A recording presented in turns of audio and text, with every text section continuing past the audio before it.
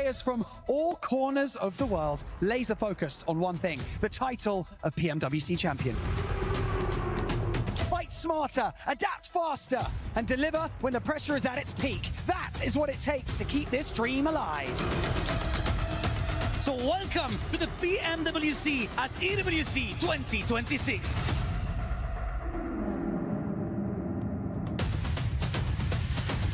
And RRQ are looking to do it here.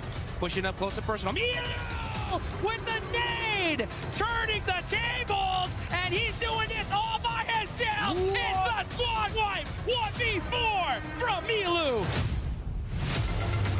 Let's put the 11th on the board. Looking for TZ, is it a self-denial? It might be. Get to double digits on the evens and burn yourself down to the ground. What a shutdown. 108 points in 6 matches. Nate misses, Darkin peaks, that's on target. Headshot. Good shot, follow-up there. HG takes him away as Turney K falls. Mormon closes the gap in the shotgun standoff, but will he win it? No! Are you kidding me? What a finish! It's Ida! S-Power is just insane. He's been throwing heat-seeking missiles all game long and opening the fight for his team. A full 4v4. S2G tried to catch a couple of their players off guard, but it's S-Power, baby. You can't shut him down that easy. You can't stop S-Power, and you cannot silence Godlike in this moment. Adamino for the closing play as Godlike take this chicken dinner with ease! That is how you do it here, folks. And you can see the look on their faces saying, make some noise, Paris. It's Godlike's time to shine.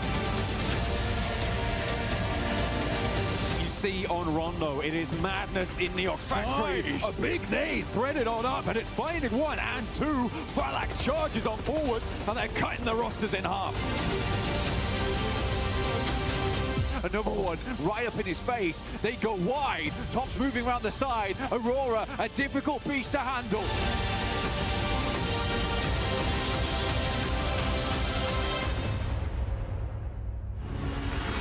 The run coming through from India, but it's not happening. They will not be silenced. They will not be shut up here. Aru still going strong. A tanky underneath, looking to get the shots in. But Flash moves around the side. He's whiffing the shots, unfortunately.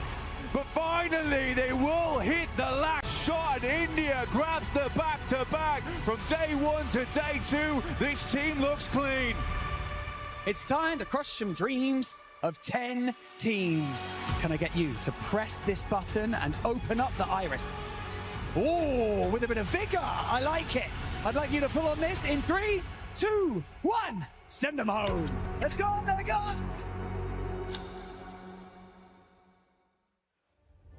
I don't think we could have set the stage better ourselves.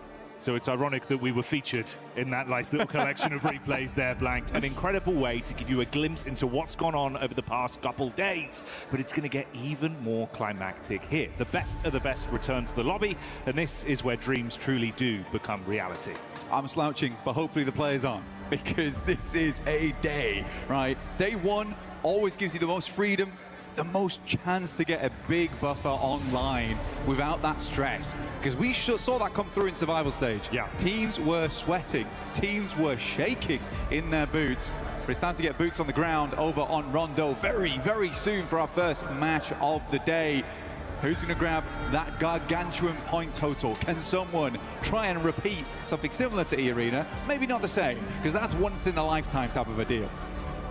Well, if there was a time to pull it out, try and elevate a world record even further, hey man, there's no better stage for it, no better crowd, no more excitement and anticipation than right here, right now, live from the Qiddiya City grid at PMWC, at EWC 2026. 3 years of intense competition, twice we've had brand new champions crowned, and this year we'll get another one. Never going to be the same here at this rate, with Yangon being Yangon. It is time to crown a new victor.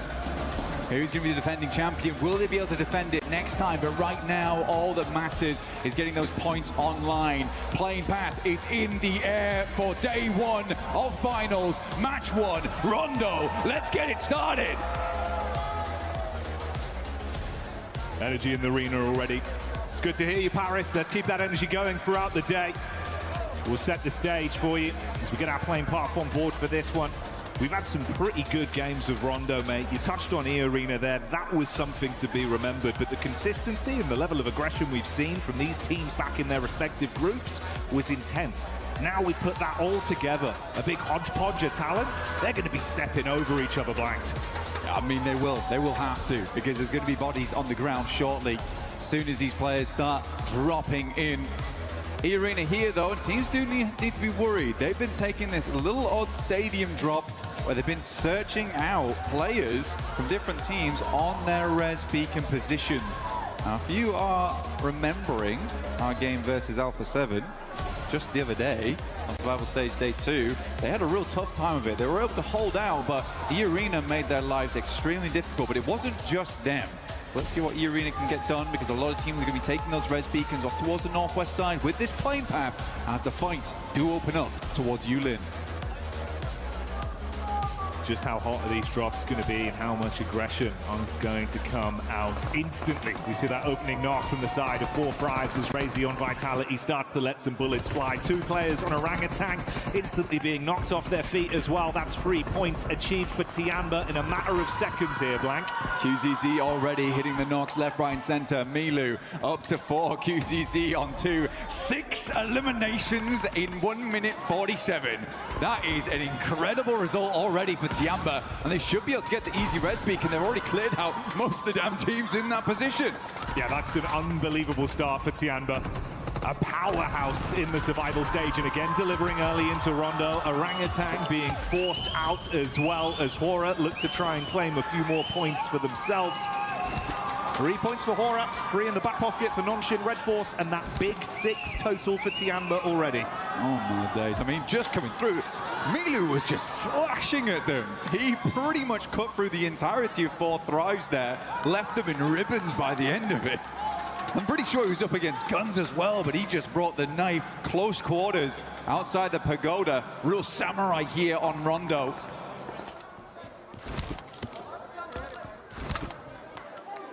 Start as you mean to proceed, it seems then, for Tiamba on today's games. Sleepy taking the clash back over to Zizzy there from Nonshin. Going to be able to force him out early. Nice. Oh, that's a great lineup, bud. Lord coming swiftly in with that one onto S2G. Gorgeous stuff here. But for S2G, got to chat with him for a little bit. My boy was actually getting a haircut when I was talking to him, but they were saying that they have the aggression, and that's what they're bringing here in the finals. It's what Ulf kind of lacked a little bit of. But for their Turkish team, they were looking to bring that aggression over in the group stages. They're looking to bring it again here. They've had a lot of time to study those teams, but Lost moves up and already is down. It's Kamikaze, the man with it all to give. 1 nade, 1 dream. Ooh. Good damn. Yeah, it's nice bit of chip damage on the peak. Oh, wow. Lord trying to lean into it, but the pre-fire back from Kamikaze on low HP will at least secure that one. Ralph goes in aggro, though, with the shotty and absolutely pumps them full of buckshot.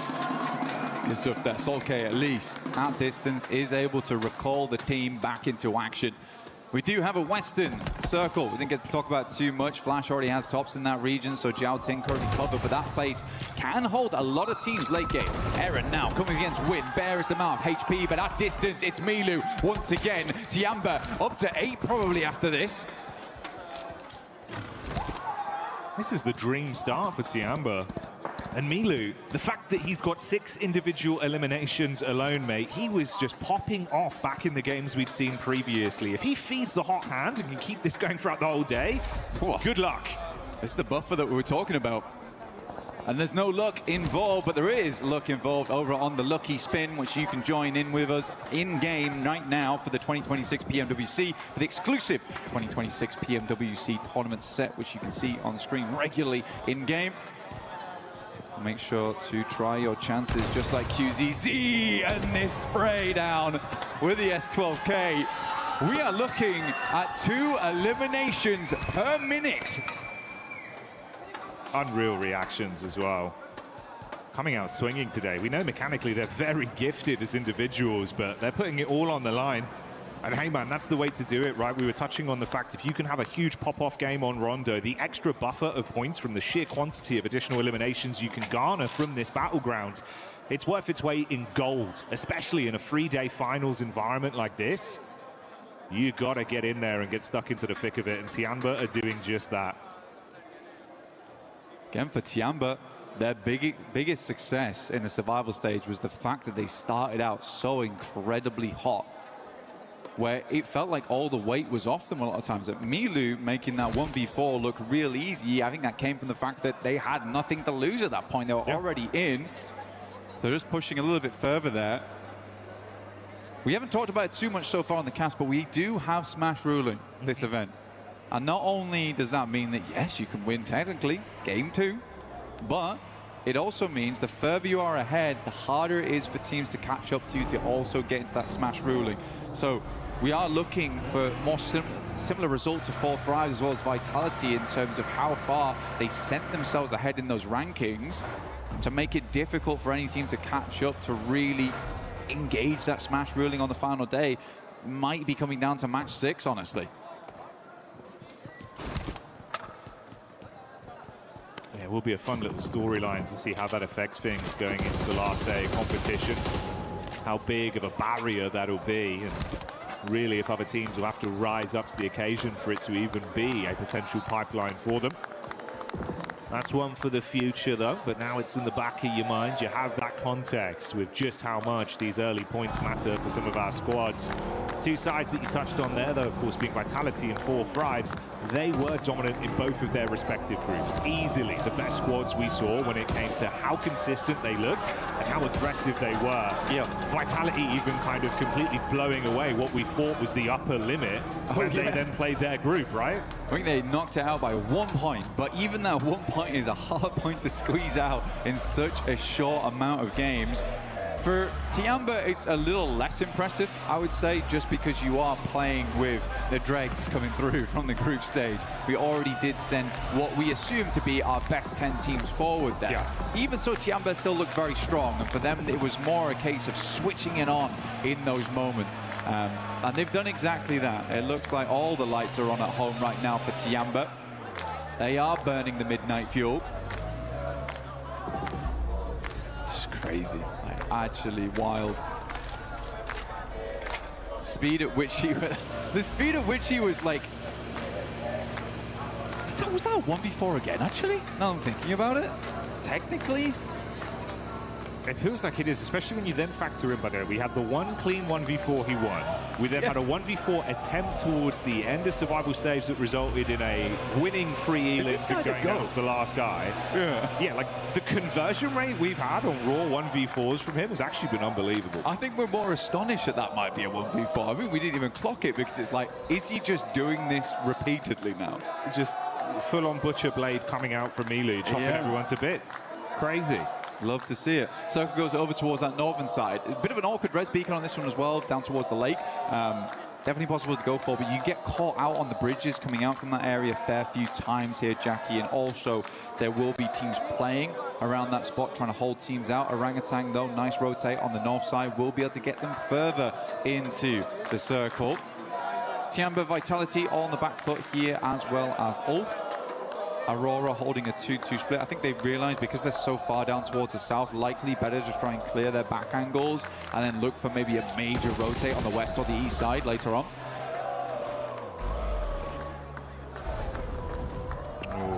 Shades of stadium for E-Arena, a position they'd love to play towards in a final circle, but let's see if they can win out versus Orangutan. Straight through the door, and it's easy cleanup on the opening 2 players.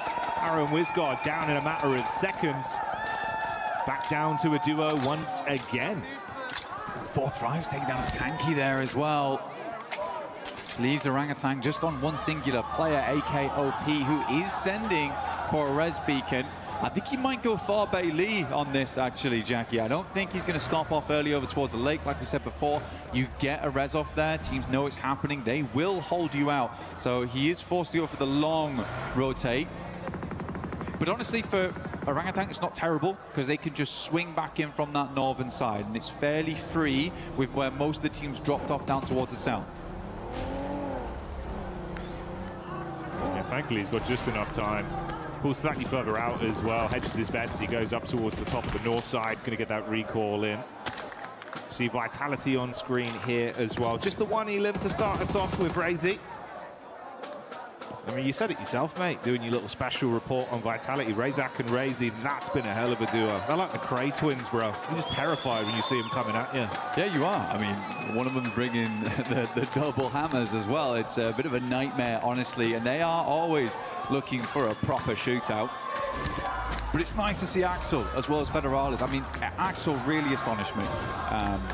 Because there had been so much talk about Razy and Razak, and Federales has also had a massive amount of tenure throughout the entirety of PUBG Mobile, but Axel was just swinging and not missing. So that's what gives me a lot of hope, and I'm very, very excited to see this team perform as this tournament goes on, just because of how good all of them have been playing individually and as a unit. Take a look at Godlike, though. They're over towards that center side. I think Godlike showed us something different from their region. Honestly, they had some great aggression. I think they've been making little adaptations here and there, figuring things out as they go along. But genuinely, overall, we're impressive. We're impressive. They were second best inside of their group, only beat out by Vitality. And to be fair play. I mean, fair play. Vitality really did get in there, mate. You got a little crunch down the zone here as well, pulling further down. A couple big names amongst the dead center of it all. Godlike, as you touched on, 4 Fribes, Vitality, Nigma Galaxy as well. The representation from Aurora, another side that could have some surprises in store for us the longer this one goes on. Yeah, Aurora, they just seem to have this capability to choke in the finals. Yeah, that's fair. That's their major issue. Every single player on that team has greatness inside of them. It just seems to dwindle a little bit once we get to a finals. And we've been asking for that not to be the case for the longest time. And to get to the point now where I just don't believe in it, which is sad. But they are consistently always here, and you can't really put them down too much for that. The fact they're in most of the finals is like, that's already a big achievement. Reefus, though, opening up over towards Yasser from Alula. Tiamba's cut out on that eastern edge. Now, there's a lot of these big pillars involved inside the circle, as well as Stadium over towards that northeast side, which is a bit open on the outer edges. It slopes down into it, so if you are E-Arena, you can kind of swing past here. They also know this area very well. It is their drop spot, but Fourth Rise have beaten them to the punch here down towards their southwest from Stadium.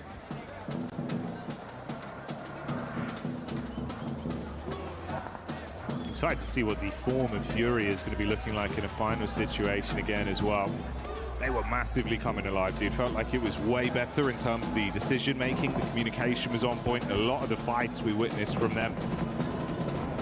Igor as well, just playing so brilliantly with some of the individual plays. Feel like a whole new man showed up. We spoke about this big man, though, and he's back on our screens again. Milu scouting around, seeing if he can get a line of sight, potentially. Just playing close towards the geometry here at the cliff face. It's Ulf that aren't too far away.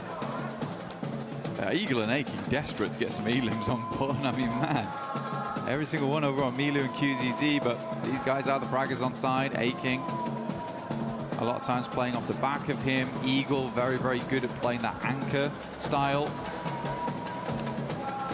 Generally is the last player to go down. Plays that survivalist very well for them as well. But yeah, you're right, Furia looking good. Igor's, I think, was a big surprise. Yeah. They've got big names on that team like Chief, Ayala.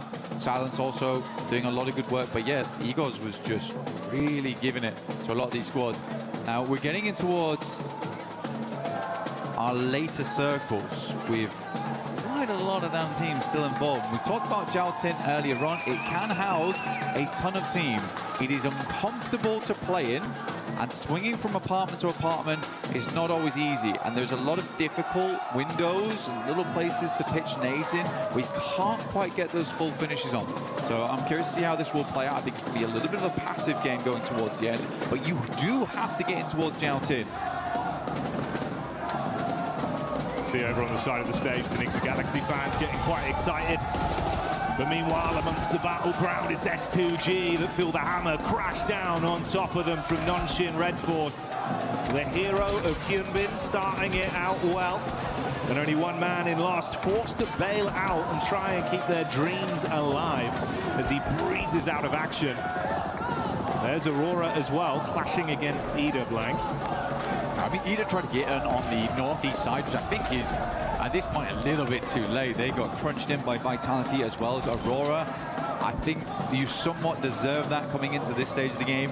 Jiaotin's still far on the western side, but because it's such a big amount of landmass with a lot of places to play, you do see a lot of teams confirming here early, but you sort of want to be on that end where Aurora is, Vitality, where there is those clear exit points across the road. A lot of other teams have to take something a little bit more unfortunate. Fourth rise though, Joker stepping up to the plate here, spraying through the smoke. There's one close. He's giving himself away though, Jackie. Yeah, this is risky, bro. IQ had to be so swift with the shotgun here. It's Joker just teasing them, dancing around on top of the rocks. So much damage already done to 4 Frights. This would be a hellish way to go down. And that's how they fall in our opening game. E-Arena. Hearing it down, but back on ball with Tiamba. Milu finding the first, as per usual. Scarface desperate against it, but he's just pushing up. A-King will find another shot. Solus is down. This is looking very, very bad for Ulf. And Tiamba puts up more points. Milu on a fat 7 so far. It's not going to stop either. They want even more. Squeeze whatever points they can get out of this one. Eren had to tuck his tail and absolutely bolt it. Finds a lone rock in a field and gets his head down. Turns his attention back up onto him though. Few shots as he dumps the magazine towards Milu. And someone needs to stop him, Black. Milu is just out of control this game. You're right, needs to be leashed. QZZ still taking some damage here. I'm kind of curious from where. What if it's Fury actually taking a couple of pot shots over towards them? Eren not letting up. Just about press over the top of that ridge side. They're going to take the blue for a little bit to try and deny those sightlines. They make their way over towards the pagoda. Just about in here, Jackie. Difficult spot to play. Curious to see how it does work out. Aurora, it seems like both them and Vitality have been tossing a couple of curveballs at one another. But Eren does find Eagle. Goodness me, still being a nuisance on that east side. Fair play, man. He's thinking, you want to try and ruin this for us on game 1? We'll at least make it uncomfortable. Force out the utility, see what he can scrap through onto them. Can't really make a move towards that recall, the zone coming in, and that's going to really crunch up away from all of them. Still dead center for Vitality. Yeah, Vitality's actually in a really good spot here. Like I said before, it does give them that capability to move out over towards that northeast side if needs be, but they also can crunch every single team on that western side. There was one player left remaining from Ida. It is Darkin. He is over on the eastern side of Jiaotin, just hanging out for the time being, but that does kind of save grace for Vitality, because they'll hear the shots immediately if someone tries to rock over towards Darkin, just give them a brief opportunity to reassemble and reassess how they want to play off on that eastern side. Replay here from Federales, just instant shots. I think this has been a key factor for Federales throughout the entire tournament as well. Reaction speed. He is quick with it. It was quick and on a disgusting angle as well, so good plays. Oh, Federales, no one clears it! Hello? He doesn't get the play off! Tiamba? They turn around back onto it and Federales falls! What's gone on there? This is an insane push from Tiamba, by the way. They have practically mostly lived it. Only QZZ goes down. I don't know how Tiamba is here. They immediately scarpered from that south side, and they took the most bold push. I was like, goodness me, Vitality's going down. And I was like, goodness me, Vitality's going down to Tiamba, of all teams. Mate, this is lunacy. Milu's looking for the nade as well, wants to really commit to this. Meanwhile, the last man from Ulf goes down. They fall second into our first game. Milu priming the nades. Oh, nice, good nade from them. hits it back. Axel and Razak still up and kicking. That nade looked dangerous. Milu's down, tries to crawl his way back in towards the smoke to mask his presence here. QZZ still alive. Last of a player up, probably the one you want to see as well here for Tiamba. 14 eliminations this game so far, though, still decent. That is greedy. Vitality's gonna let it happen? Oh, mate. He's going to get it in. The res is going to get him back up. The insane bit was as well, it was the nades from Aurora from all the way in the back line that got that initial knock back over onto Milu. Vitality have just been caught in the middle of it all. Most aggressive game of badminton with nades being bounced over the top of their heads. Molly in round the corner, QZZ with a nade back. He's just going for it. Angle, good night. No way. Good night. The shotgun knocks them both out. This is what I can't believe about QZZ, because he's like, I've run out of grenades. You see so many players just step back and be like, that's it then. But he's like, if I can't do it with a nade, I'm just facing. I'm fully facing. Now Aurora, they're pushing on the sidelines. Can Tiamba hold 2 versus 4 here? It's a tough one. The opening grenade is not good, but Reefus is taking a ton of damage. Top bullet finds at least find QZZ, and it seems like Milu will also go down. But 16 eliminations, a fearsome game, even going out in 11th. And I'm sure you can hear that. The entirety of the arena here in Paris lighting up. A spectacle to start here on game 1 of Rondo, and it's Tiamba that lead the charge. Now out of the running, let's see if anyone else can try and mirror their success with what remains. Flash moving over towards Aura. He's on the south side. They're kind of fighting for nothing on this one as well, because they need to leave at some point in the near future. Jiggle. Fair bit of damage. Flash still got bows in the back line here, lining up a grenade inside the warehouse. Hard to pop these off the wall, though, because of all the concrete inside. Godlike, though, dealing with Nongshim Red Force. What? Tizzy just lets him run straight into the barrel. God damn. Shotgun straight to the cranium. Blows him away. Godlike clap back upon from Schweppes in the distance as well. Gets an angle onto him. This is looking tiresome for both teams. I mean, Nongshim down to just the duo. Godlike with only 1 man left remaining. And Alula, they've seen the blood in the water. They want to see if they can roam over. They smell potential points here. Why not? Honestly, grab them where you can. Alula sends up Yasser. Nongshim Red Force has not got the reset online at all. Still priming nades upstairs. There's going to have to be a big hole. Tizzy on the outside. Luckily, that Molotov is not on target. Tizzy's just going down. What are we doing? Wait, this is nutty out there. Tried to drop off the top of the rafters, spamming the shots.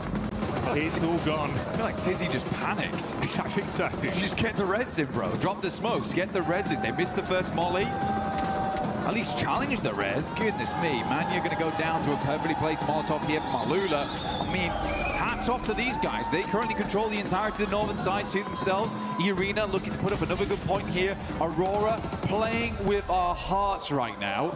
Opening up with maybe a gargantuan game. Leading them to believe it is possible once again for Aurora. Enigma Galaxy coming out swinging as well. Might have been a bit quiet in terms of the overall aggregate elims we've seen to this point, but we know it's a team that can deliver with some consistency late game. They've got nades as well. Oh, the red zone forming on top of the arena. Thankfully for them, a little bit of deployable cover will make all the difference. Turney K in the back trying to keep his eyes on what's going on, but if you flick to the elim feed, you can see Docs doing damage.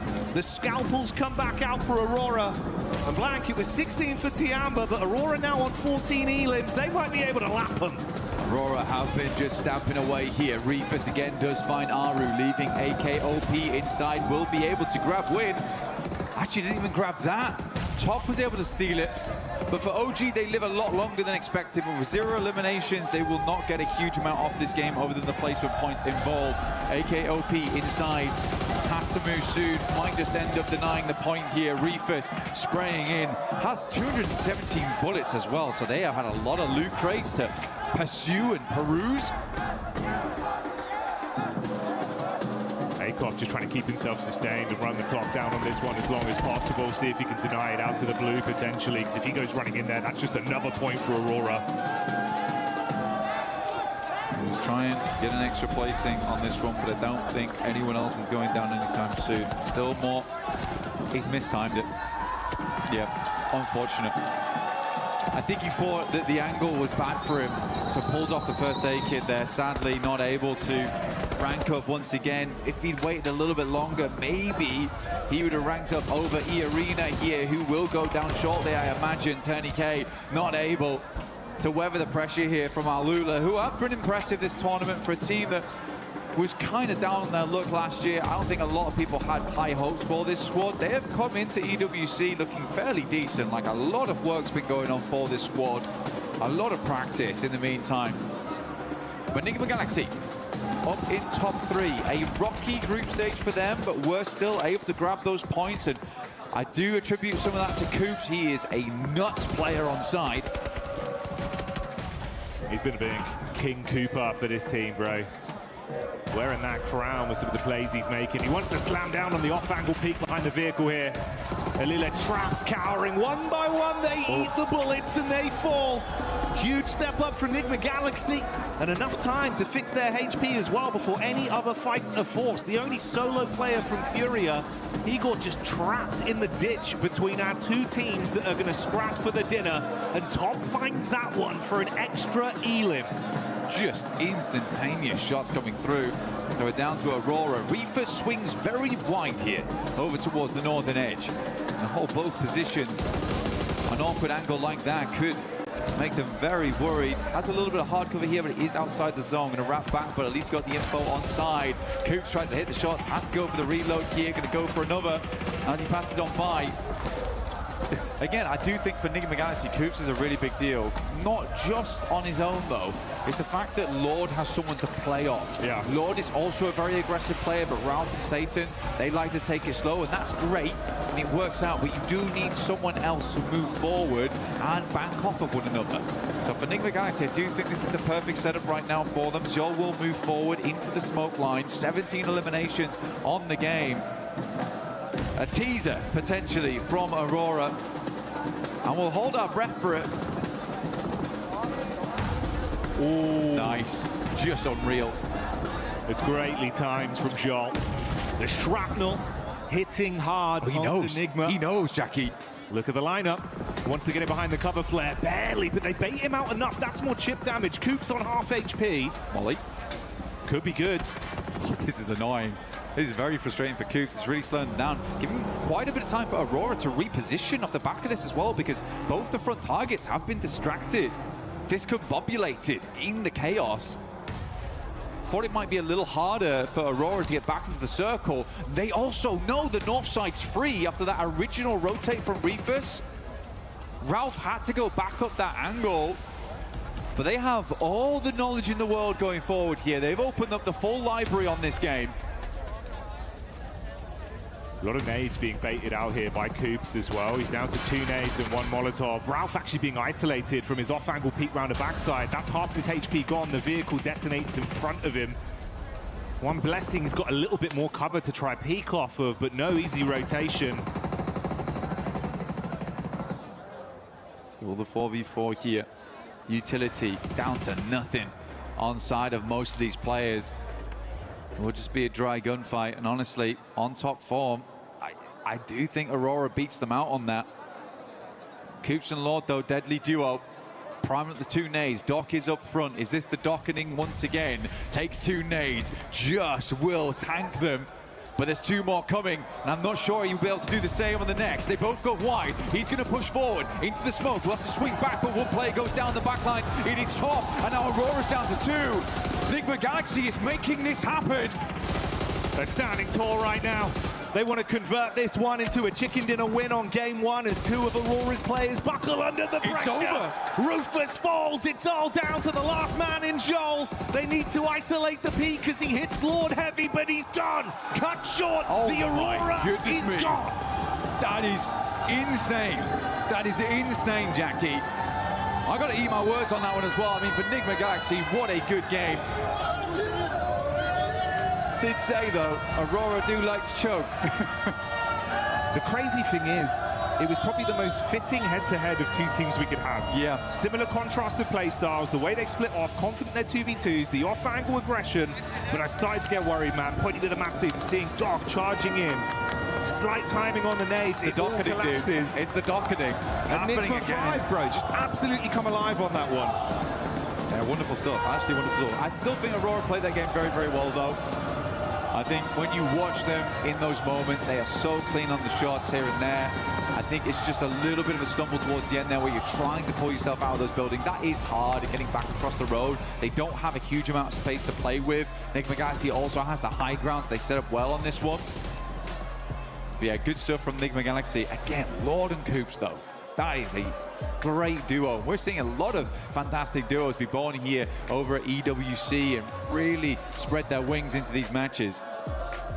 You can see him enjoying it as well. Ralph enjoying the celebration from the fans behind them there. Everyone in the arena popping off with Nigma Galaxy taking game one. Stay tuned for even more.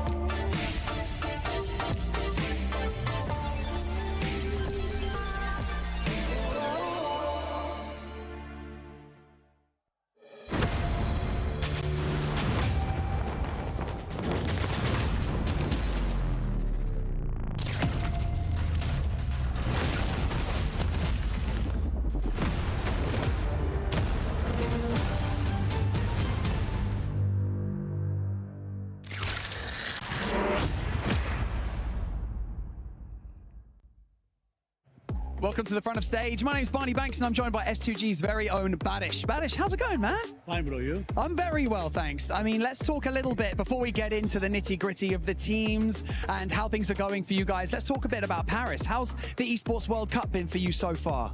Paris is amazing, bro. Eiffel is so good. The castles are Notre Dame, the Pantheon. Everything is good at the Paris. But Arena is more than good. There is, I don't know.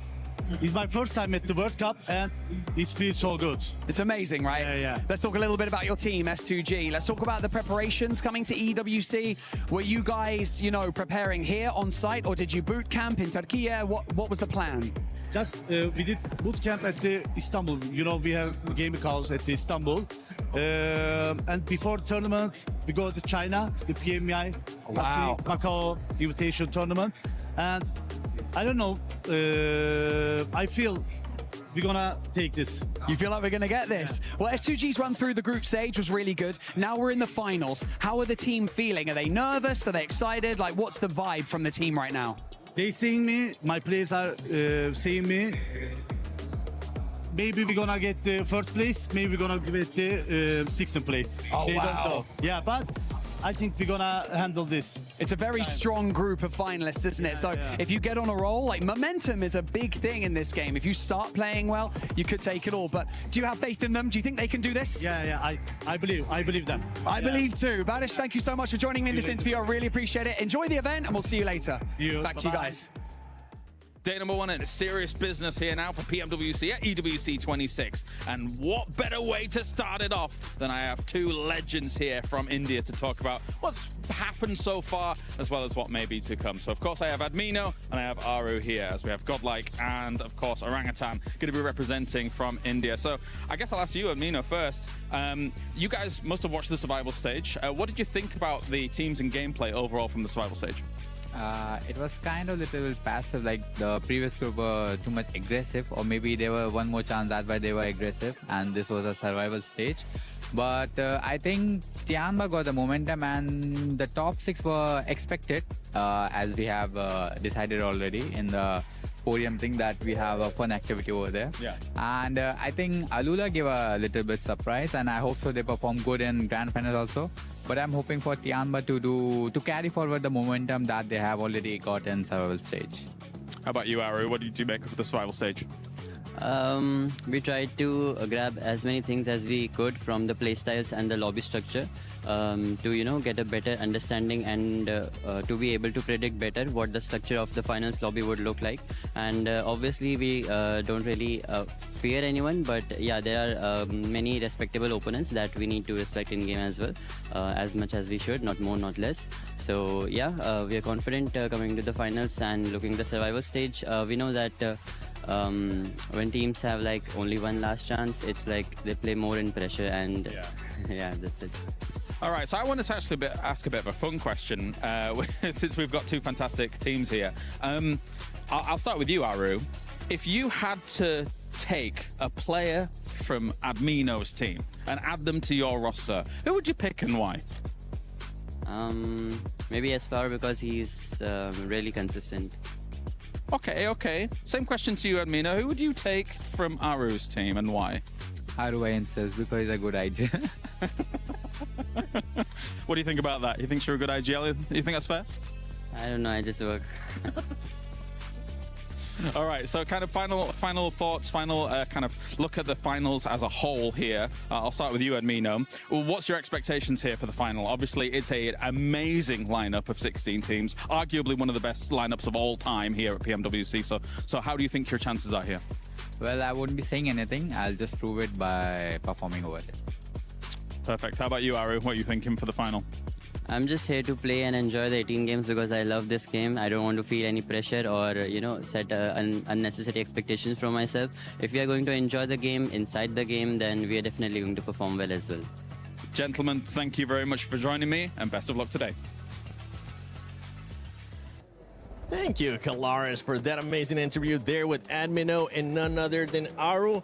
But it does end up coming down to Aurora at the end, even though Enigma Galaxy won. Congratulations, Enigma Galaxy. I gotta give this team some props because we're finally seeing the MVPs show up for that squad. But Enigma Galaxy, Coops, especially at the end, what a surprise for them being able to come out with a win. It's so nice. Just in my notes, I just have Coops because that's all you gotta say, really. I do. Can confirm. Yeah, see that? Yeah. I can't read that.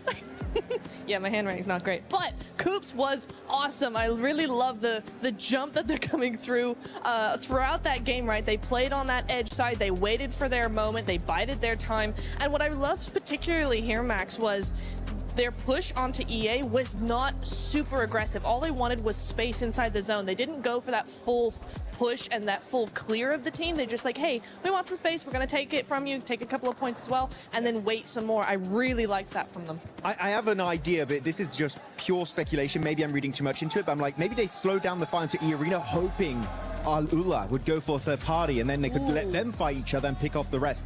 I don't know if that was the actual reasoning, but it's how it worked out in the end, and because of that fight in particular, they get a 23-pointer tied with Aurora Gaming. Place, and we get just pure aggressiveness right off the bat. This feels like a PMWC finals, baby, as three teams were able to get 13 or more eliminations. Aurora with the 17. Tiamba started off hot as well. Man, I did not we came out of that survival. It's just not. I just love the fact, right? I'm just getting so excited, so passionate here, that the fact that they carried on the same momentum that they had. I mean, it was exceptional from them. Obviously took the hot drop seriously, which, shout out, love a hot drop taken seriously, and were able to capitalize and obviously recover the team. And it's just a crazy storyline from them from bottom to the top. And I mean, I'm so excited to see what they can do next. Yeah, for Tiamba, they're looking to carry that momentum that we saw out of them in survival. Something that you actually enjoyed watching that game is the plan B, the adjustments that Tiamba was able to do, Max. Because they had a great hot drop, right? I think it was, 9 eliminations after the hot drop? Absolute mad start for these guys. And then they start losing players. They want to go for the recall, which is usually Tinglong Garden. But then Hora, coming out of nowhere, looking to chase down the recall player, which usually is Eagle in Tinglong Garden. And Eagle instant response, seeing we don't want to go out to Hora. We're going to go for an Eastern rotation, a bit out of their way. But by doing so, he gets the entire team back up, and they get 16 eliminations off the back of that. Eagle, definitely, maybe not in terms of elims, but the MVP of the game in terms of what he allowed his teammates to do this match. Allowing the team to be able to come back, allowing the team to just be able to just be there for support. Allow the other players to just frag out. And for anybody that had Tiamba, Enigma Galaxy, or Aurora in your predictions, congratulations, because those teams have been performing quite well. If you haven't already, make sure you check out the EWC Play app. Go put in your predictions. You could end up getting some rewards there depending on what your predictions are. And no surprise here that it is Milu from Tiamba with the MVP once again. 8 eliminations. This man is just non-stop right now. He is. You can't stop this man. He's just gonna go from better to better to better performance. Here we go, the head-to-head. You're seeing here 16 eliminations versus 17 of Aura. And if I'm not mistaken, Milu had at least 8 or 9 of those. So You know how you just had some notes and it was just Coops, Yeah. just Milu. Man, this man's just chasing that MVP at this point. He is. He absolutely is. QZZ, though, shout out to QZZ. That 1v2 onto the rest of Vitality. He was wiped out by Aura like seconds later, but yeah, it's some really, really good stuff there. There's a lot more players on the team than just Milu that are really fragging out. I mean, I was wondering going to this, are we going to get group stage Chamber? Are we going to get survival stage Chamber? Clearly, with this opening performance, 7, it is survival stage Chamber in the finals. And we're hoping that that's going to be the case. If you're a Tiamba fan, you're going to be looking really happy. If you're a Fourth Rise fan, Fourth Rise, it's looking for a comeback here. Same with OG, but let's see what's going to be happening here on the second game of PMWC at EWC 26 Finals. Thank you, Seven. Great breakdown there, recap of what we saw on our screens live in Game 1 of Rondo. Starting to get a little bit louder in here, but Paris, I want to know, how loud can you get? Let's get some noise going! It's a good crowd. It's a real good crowd here we got here in Paris. Supporting all their teams. I mean, the Enigma Galaxy crowd, they've been loud. We'll see if they can get louder. As Enigma Galaxy are doing fairly well here so far. It's really, really nice to see. I think, again, mad props to Coops. First of all, mad props to actually being here. The guy's dodged so many events at this point. Finally gets to play some matches. But yeah, the rest of the team's also looking fantastic. Ralph looking a little bit more reserved, I would say, in the gameplay, which is good to see. Holding those angles. I actually liked where he set himself up. It became a real nuisance. The big thing was, didn't immediately go down either. And I think a lot of times that's all he needs to do, because he knows the layout of the land. He knows where he needs to be playing. It's just sometimes he'll play those spots and then fumble. And that's bad.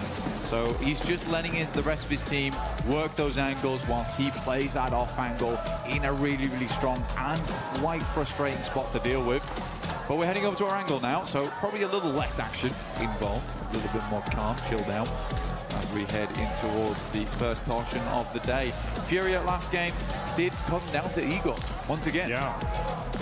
And honestly, mate, you know, normally I think you'd favour him in kind of positions like that, where if he had to step up as a solo, it's just how late in the game it was and how strong everyone else he was up against was looking, right? Uncomfortable position to be left in, but hey, they'd still squeeze some extra points out of it. So it's better than it could have been. For some of our other talented squads, they're far down the standings, but like you touched on, Rondo is Rondo, and now we get something a little bit more normal. Opening playing path established here, whole way down the middle. Down on that eastern side, Yaz. Open here for teams to move into. Gatka a little bit harder to get towards on that western side. North George, as well as South George, probably possible. It's just going to be a little bit more of a long approach on that one. Vital is just out early. I don't really ever mind the Kameshki split, honestly, over towards Stalber on that eastern side. You have a lot of position to loot. Most of the time you're not having a second team come over here, so it's just a really good position to get set up in the early game. But man, Tiamba, we didn't talk about them too much at the end of that game, but there is definitely fire in those bellies today. Because to make that push, to make that decision, to just be like, let's have a straight fight on the central compound when we're playing Edge, I don't know what's gotten into them, but I love it. It is so good. So many elims already, and they just go, I like the look of that position. Let's take it off. I'll be having that. Fairly watery circle, mate. Starting off one of these. This has been a consistent trend, at least throughout Survival. We had quite a few very similar to this on our start. Obviously, a little bit worse for Vitality with a late rotate all the way down from Stalber with their instant drop from the plane. Yeah. It's going to be a little bit more difficult. A lot of the rotational tools will probably be removed as well. So it is going to be a long rotate for Vitality. You are correct. That might end up, or probably will end up, creating a little bit more of a passive game for them, a slower game for them. 4 Thrives, though, loving life. You know, they get down towards Ferry Pier. The yellow's on the eastern side. There's no one around here. It's chilled out. It's peaceful. You get yourself set up nice and early on one of the prior compounds as we head into Zone 2. I think the scary thing about this one is it does eke in a little bit of Sosnovka, and there isn't a 0% possibility that this doesn't go down towards Sosnovka in the future. It still can. It could even center up around Bridge. Satan on our screens. You know what, the last game, first time I've seen Satan smile this tournament, by the way. Even when they win, he usually looks like something's gone wrong. He enjoyed that one. He did like that one. That was a nice win for him. Yeah, they were chuffed to bits. And to be fair, it was great. You know, nice head-to-head. 2 very talented squads. Lots of contrast of play styles, but Enigma Galaxy proving that it was on the money today in that first game. So low on utility, but made every bit count. Can they keep it going, though? You start well on Rondo. How does it look then moving in here to Arangao? Another chicken dinner, big placements. What are we looking at from them? That will be a nice, I suppose, sort of litmus test of what the quality of this team's going to be looking like throughout the next 2 days here. Ida. These guys kind of crumbled. They made the similar approach to Tiamba actually last game, but I think what Tiamba did very differently was they isolated the Vitality compound away from Aurora, whereas Ida kind of came from that north side and just sandwiched themselves. I thought that was a very strange play for Ida to make. I think most of the time most teams would understand that probably don't want to place yourself between those 2 squads or those 2 buildings. They're very popular in that location on Rondo. But I don't think Ida had done badly before. They had some really cool clutch moments, some super awesome 1v3s right at the end of the games. Like, they have what it takes to be a champion, but not like that. Or stop making silly mistakes.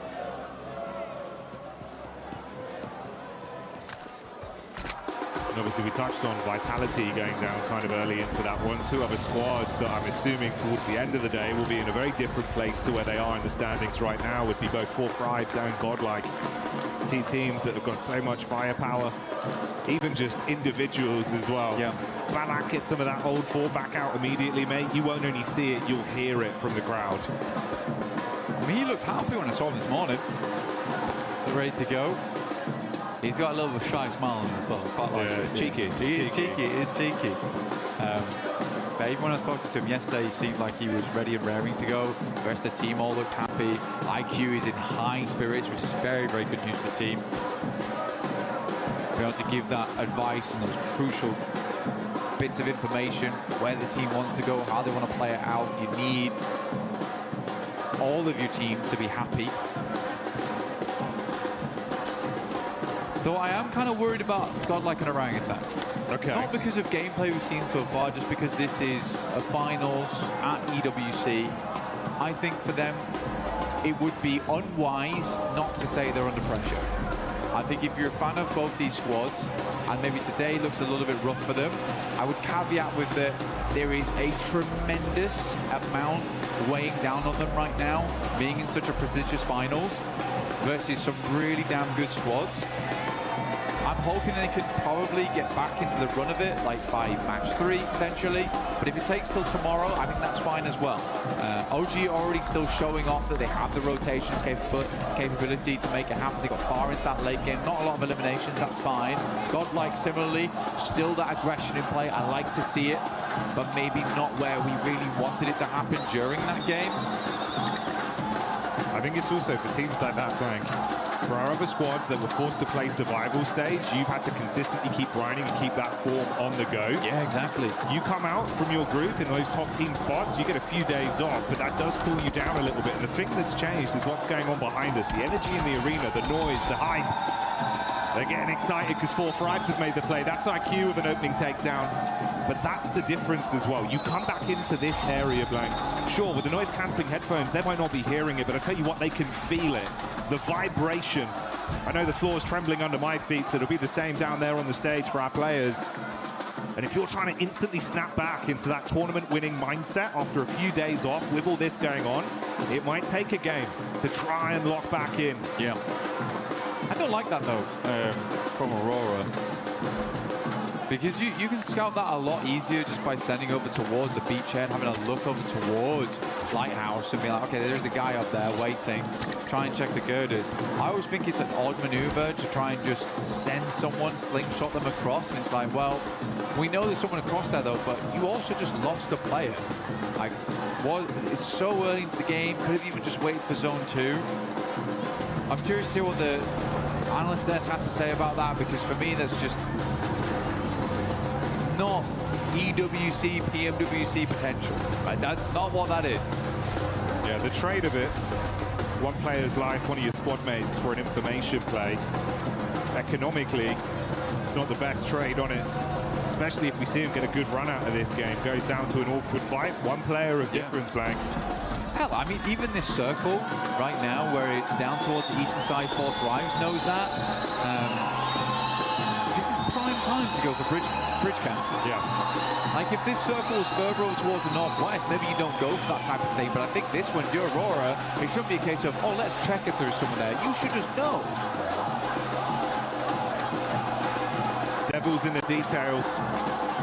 And it paints a very pretty picture here for some teams. For Aurora, it results in 3 players alive in game 2 to kick us off. Flash also having 1 player knocked here. Zone crunching in. Yeah. Rich still in play. There you go, buddy. Thought that this might be the case. On a circle like that, it's very, very awkward on these types of circles, and it can center up around bridge across both sides, which is super unfun to play. Because now this really could go back over towards Sosnovka way. I'm sort of expecting it to head towards the northwest, but for Aurora, they're stuck now. As are Alula. Alula's kind of considering whether we should take an eastern crossing or should we just play over towards the ridge side on the southern edge. It cuts out a massive amount of space, though. So much water involved. So teams are just going to be sending towards Ferry Pier because there's safety in that location.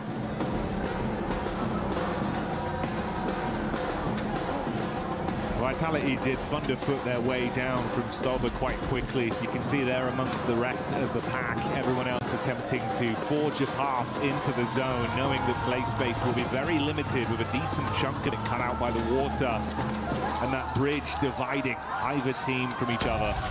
The only 2 squads on the island right now are Alula and Aurora. We've got E-Arena on screen now. This is the POV of Joker. Tiamba, though, taking the scrap towards OG. Wizgod being hit very heavy. Trying to stay behind the trees, bro. Luckily still alive. Yeah, great zigzag. Able to stay out of dodge there for a second. He was very close to going down. AKOP actually challenging this. But man, A-King has been making a name for the DBS, right? You know, there's a lot of nerfs that came through. S12K became the more popularized weapon. Despite that, though, A-King has been consistently winning these trades with it. He's bringing it back in fashion.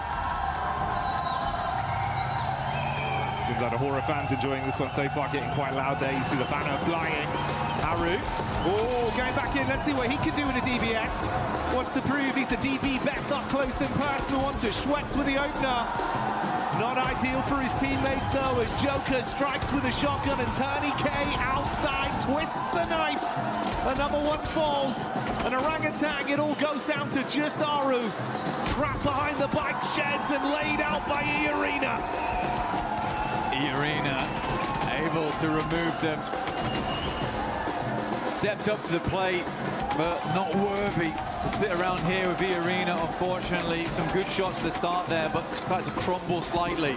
Turney K came in like a demon, though, from the sidelines. I think Wizgod was not expecting him to be so up close and personal. Aura played back here. They're over towards the pier itself. Fourth Wives mirroring them over towards the eastern side. We are close towards our next circle now. Nigma Galaxy making me laugh at the moment, man. They're like, this circle looks horrendous. We're going to play in our drop spot for the rest of the game. We're going to get very looted before we even think about moving. And we're still on Sosnovka with this one. Fourth Rise looking good. Down towards the southern edge here. Vitality trying to confirm over towards that compound that sits towards the field. I don't think that's a bad idea here. It gives you a lot of control of the long woods that sits around this area. Not sure what S2G is doing. I think they've got boats. Okay, that's fine. Yeah, it seems like at least one boat in play there. Dream scenario, maybe it's a hovercraft, wrap back over to the mainland, grab their teammates, then get involved with the action later. Meanwhile, though, Godlike taking on Tiamba. Milu on his last leg, suffering a casualty there for the Tiamba squad. It's a decent start, but Godlike have received one knock onto their roster. This is the establisher. You can see the fight here from the top down. QZZ with a nade into the ditch. Manya very low, but backpedals into safety with cover to play with. First nade goes long here. X-Power holding down the fortress, keeping that drawbridge pulled up. Takes a fair bit of damage here, but he's refusing to move. Manya will reinforce the front gates. Actually, he goes for a swing by, try and get some information on that. So Eagle's going to move around, understanding the position has been compromised.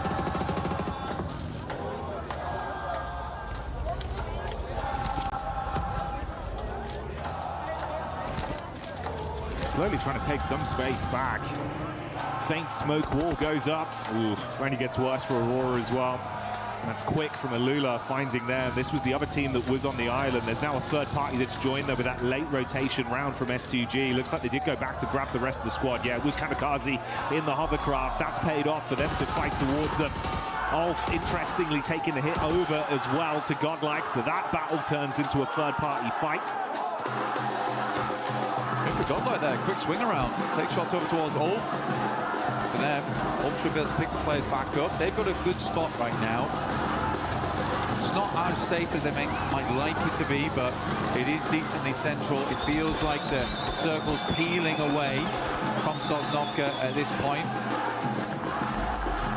They have very limited space to work with. Alula trying to make the cross. S2G, Hamzi at distance. Will find a shot over towards Aurora there, leaving them at 0. Out of the game early, 23 points is where they'll end. Not a single point earned on this one.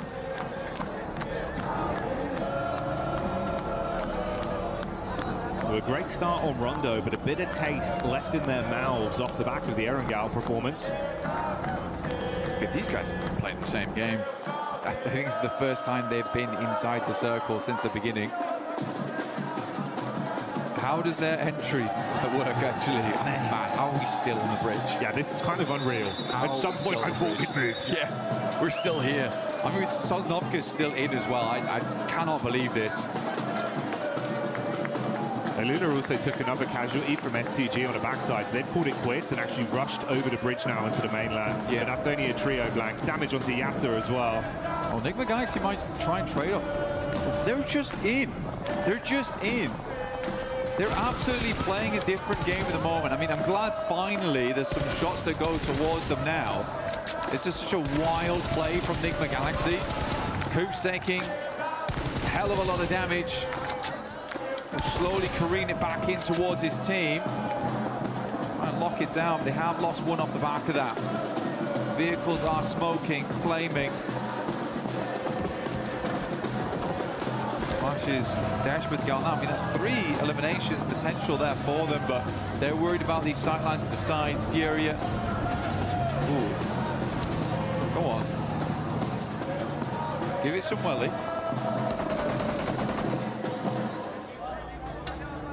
Tiamba doing Tiamba things once again. Tony K low on HP on the top floor, upside in the attic. Looking for an angle here, but Falak with the distant shot claps back onto Eagle. Aking gets a little bit high octane as he charges through the ground floor. Nade on the stairs. Mormon's cooking one of his own to bounce down. Godlike getting involved with the fight. That's Manya just outside the window. Big pump in his hands. So many teams crunching in. Yeah, good Molotov here, but really good timing from Godlike as they move into this one, just leaving Aking alive here for Tiamba. E-Arena on the upstairs with the 4v2v1. Really good stuff. I mean, this is a good entry point coming through for Godlike, and they understand if they can get rid of 2 teams, they're going to be opening up a lot of space down here. Edmino Still at high HP count, but Manya finally does fall here to a nade from Mormon. Tiamba goes down.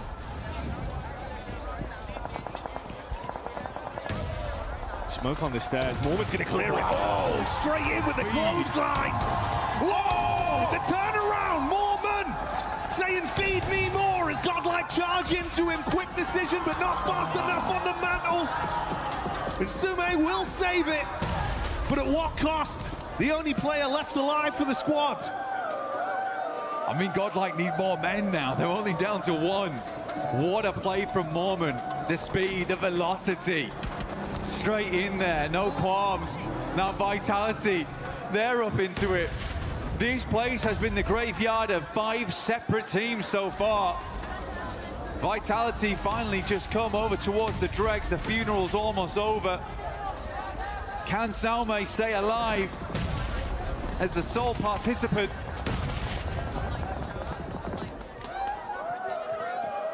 The Vitality a victim from the top floor. Or will they just be signing their death warrants on entry? Axel being shot in the back.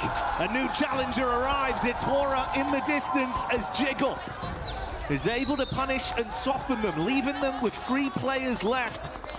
Sume still just guarding the stairs with a nade pin pulled. He's going to go down. Razak on a dive around the corner. He wants to punish him with a shot. He will find it. Really, really good job from Razak. I think you have to make that play in that moment as well. You hear the pin pull coming down, trying to get the res off. You're trying to go for the revive, get some respite in that location.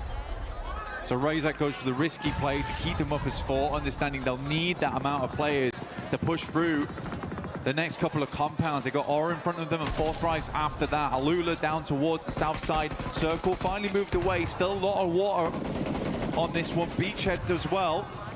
Ida, as well as Ulf, now going at it. Play from Ulf downstairs is knocked. They have 4 players up though right now. This is very easy to recover from. And it should be. Whoa, you run straight into that one. Catching the as Ida try and clap back. It's good damage. But such an awkward setup between both of them. Casualties on either side. Scarface looking to go for the pickup play. Meanwhile, outside, Emre charging round with the SMG. And denied out by Nongxin Red Force. Tizzy takes that one. Nongxin could push this pretty quickly. Ulf is not looking too good right now. Neither is Vitality. Flipping into action. They lose a vehicle. Razy and Razak try and get the buggy through the window, but end up dismantling through normally. That was a speedy rotate. I like that. You know, cut your losses. Moving through Aura as well as 4th Rise is going to be hard, and eventually you get third party by one of them. You hear the engagement happening on the north. You send it. Now Wolf is in a very tricky spot. Cut between 2 strong teams in Nongshim as well as Vitality. Quick decisions. And shades of the Vitality that we were so impressed by prior. Once again, back on our screens, it's only the 1 elim they've been able to garner so far. But they are licking their lips at the prospect of so much more.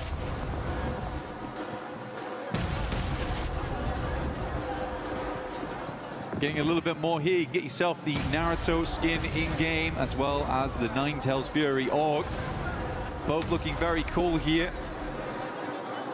Wolf's going to hopefully have to drop a substitution jutsu here to try and get out of this one, because it is going to be hard. Vitality, Razy, Razak move up. Quick shot over towards Souls. He tries to move around the corner. Nongshim still in play. They're the ones getting the most of the damage, though. Federales at least will confirm one. Quick switch around the side. Denying some of the sight lines. As Ulf does go down. Vitality, though, they've been hugging the walls so far. Not allowing a single moment for Nongshim Red Force to try and challenge that spot. Razak, though, what are you doing? Testing the waters, a little bit hot. Yeah, did not like the feeling of that one. Although maybe he wants to go for it from a slightly different approach. Runs back out. Meanwhile, attention turned onto Federales, and that is another knock going the way of Nongshim. Oh, Razak. Oh, yeah, good shots. He's got so easy, very low. Nade right on top of him as well, following up from that. Oh, mate. Hyunbin with the instantaneous conversion. Now it's a raw 3-on-3. Luckily, they will save Federales, but he's got to top himself back up. I mean, Razak understood the idea. Now tries to get up towards the wall, create a different angle to deal with. Nongchen was quick to it. Hyunbin pushing up right now. It's a little bit close for comfort here. But I think they know they want to get rid of this guy sooner rather than later, but he has pulled these kind of antics before. Getting a little too aggressive without the help of the rest of the team. So easy goes down the back lines as Flash starts to move on through. Tizzy tries his might. Rapid shots coming out, but not enough to finish Vitality. The end of Nongshim Red Force, but it does leave Vitality slightly weakened. And Flash, they are next in line to try and keep them pinned here, knowing eventually they'll have to move. Slightly paranoid about the other teams that could be behind them. Blue is ushering Vitality forward, swinging in on the same angle as Flash. How will they make this work? S2G, you were right. You were actually right. They had 2 hovercrafts in play. Being able to keep both of these alive all the way through to this end game is giving them a lot of pressure. Loss isn't quite able to get it up though. And the hovercraft is stuck on the side. Yeah, just about. We'll take it. I mean, they're just letting it happen. Come on, bit more gas. Got to give it some welly. His teammates taking a fair bit of damage, but with that added armor of these big hovercrafts in play. If you say like this, man, if you can get them into the zone, there could be a lot you could do with it late game. I'm surprised the Lula have been able to guard this for so long, make it look uncomfortable. Nade after nade as well, just trying to soften them up. Vitality do move over to the side. They're looking down over towards fourth rise. The shots are pouring in. S2G, they brought repair kits as well with them. But the blowtorch in play, I mean, that's bold. On fire. Get out. Falak down. Aura, no fear. Drops them all up top side. Looks fairly decent on that one. Airbursts are slightly too far. This is some comedy. Not gonna lie to you. Okay, they should be able to clean up from here at least, as long as there's not any more mistakes. It's damage done onto Soul K, but they do hold on. Shut down Alula. What was that? Bit of a weird one. It was a weird one. I'm glad you picked it up strong, though, because, I mean, it is an important fight. It's just interesting. Vitality go down in the meantime as Flash continues to push the advantage. But it is majority of fourth rise doing that damage. Enigma Galaxy, after their strange approach from the early game, now going out slowly but surely. Just Ralph as well as Lord. Flash has been all over the place so far. Next circle will pull in, stage 7.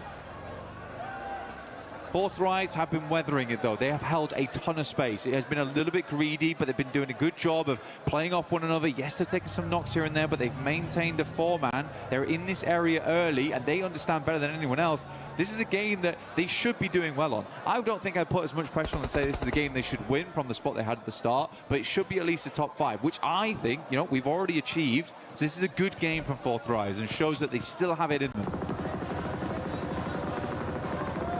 And with them being able to have enough timing here to get IQ back up once again, the 2-2 split from them could still pay dividends massively. It's been a very elongated firefight between them and Hora, effectively just mirroring each other's movement up along the ridge into the zone. A little bit more split here. No fear in the back, trying to protect some Overwatch. Right above you in the building as well. Meanwhile, that's an engagement over onto Enigma Galaxy. S2G, after moving in and cleaning out Alula, they head center zone, and they find the final blow there.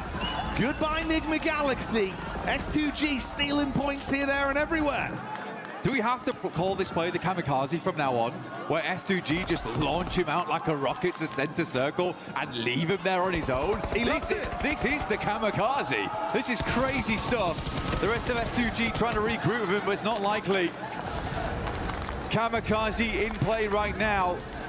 The other hovercraft does go down, not really any other vehicles. Might need to regroup, pick it back up again, but Kamikaze, he's going to hold that spot. He's planted the flag, the S2G flag. T24 goes down, jiggle around the side. Ooh, Sleepy.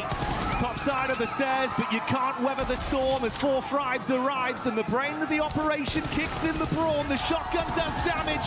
Falak there in the back line to assist, but no fear. Charging up. He's going to play on the edge, wants to run in now with the timing, see if he can shut them down. Falak charges back, can't do it. No fear, holds on. Quick switch to the primary. Gets himself onto an off angle. With one more play, if he can shut down IQ, he can take out 4 Thrives, and that's how he does it. No fear from Hora, stands on. Absolutely not frightened in the slightest as he moves downstairs, pushes up into the dark, and 4 Thrives will fall. Win up against the world right now. DPS at distance, he's fighting all of them, but S2G falling in the meanwhile. No fear, there's a possibility of winning this if he wants to push out right now. Get involved in the action. Everyone's weakened. Doesn't have all the info we do right now. He's going to top himself back up, play the slow game. That's Flash. Losing their last man there with Kamikaze continuing to punish. Oh, a horrible spot. Tries to get the heal in. Kamikaze's got a single nade in the back pocket if he chooses to dash it. They've got clear vision now. Peppering the bullets. This is it. Pulls the pin, looking to cook. Let's see if he can land it. Kamikaze looking for it now, a bit of splash damage. But not that just there yet. Kamikaze keeps spraying the right location with the bullets, peppering the ground, picking up mud. Solke in the backlines. What's left out here? Quite an unfamiliar target. Solke will take down Tops, but Kamikaze is out and we're down to a 1 versus 1 versus 1. The outside contender in no fear. Solke looking at both angles. The battle of the solos to decide our second game, chicken dinner. No fear already picking up that big clutch. He's amped up as an individual. Got a rough read on where he believes Solke can be stationed, tucked in behind this burnt-out hovercraft. I don't think he knows. I think he knows there's a team in that general direction, but he does not know where No Fear is. Hamzy G finally goes down. I think No Fear has a rough idea that he's playing on this hovercraft, though. He has the information. Watching both of them. This would be an unbelievable double clutch up versus 4 Thrives into the last 2 teams. Zeus is just pushing forward. Instant spot, though, over towards No Fear. And now Zeus with all to do here. Flash, who had swept everyone aside. Solke, the last to fall potentially here versus Team Flash. Zeus, the lightning reactions for Flash have guaranteed them a second place, but can he take it to first, or will Solke get it done for S2G? A smoke wall, giving him limited play space. That tree, the only protection for the peak for Flash. He's going to make his move, starts charging in, wants to close the distance. Here's the peak up, bullets on target. Suya so low, buckles under the pressure. That's the damage coming through as they lock it in. S2G, Kamikaze with the Kamikaze play towards the center. It's an explosive finish right at the end. But Solke steps up, a lad that's been in the esport for the longest of time. He's still got it in him.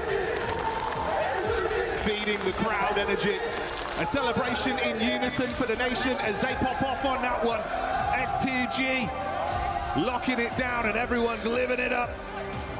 And it's all in the name because it is all gonna be okay at the end of the game for S2G. They had a lot of confidence coming into this one. They look good on the stage. They look good in the game. Is this the S2G comeback that we were looking for?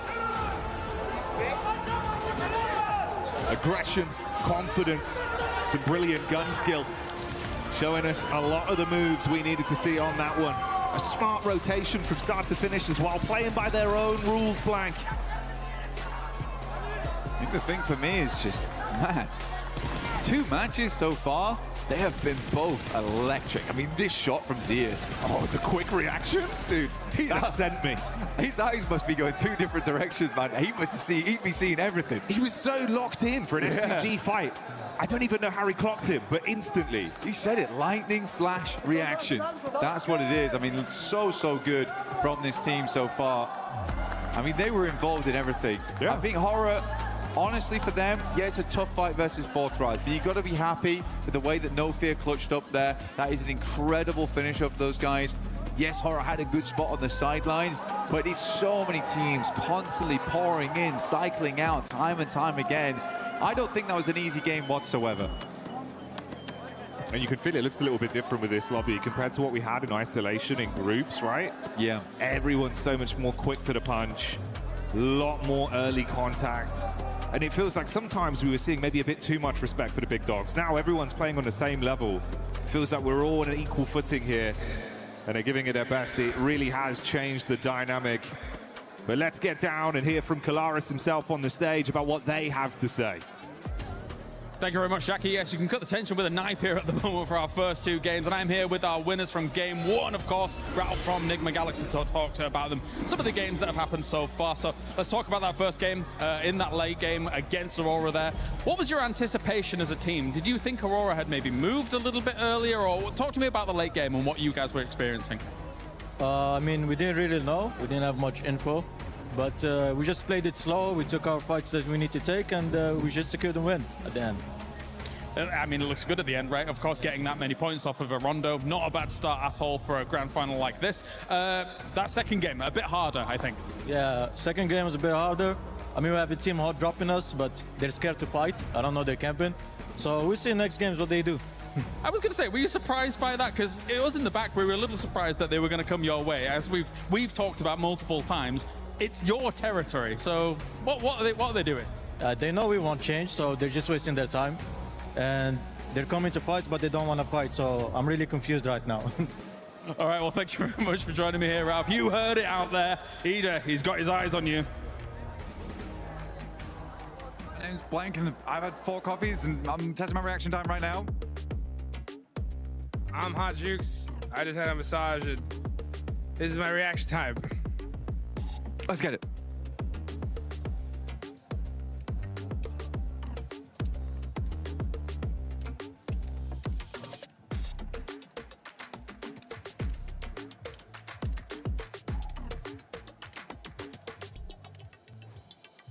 Dude.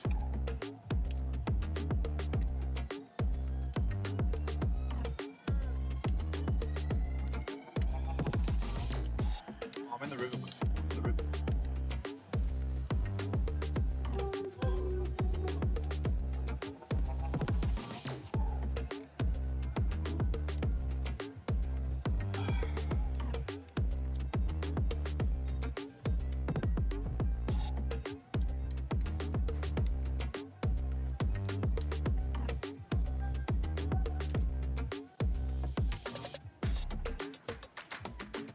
Yeah, so my reaction score is pretty damn good. I actually don't think it has something to do with anything else or anything like that. But what about you, Jukes?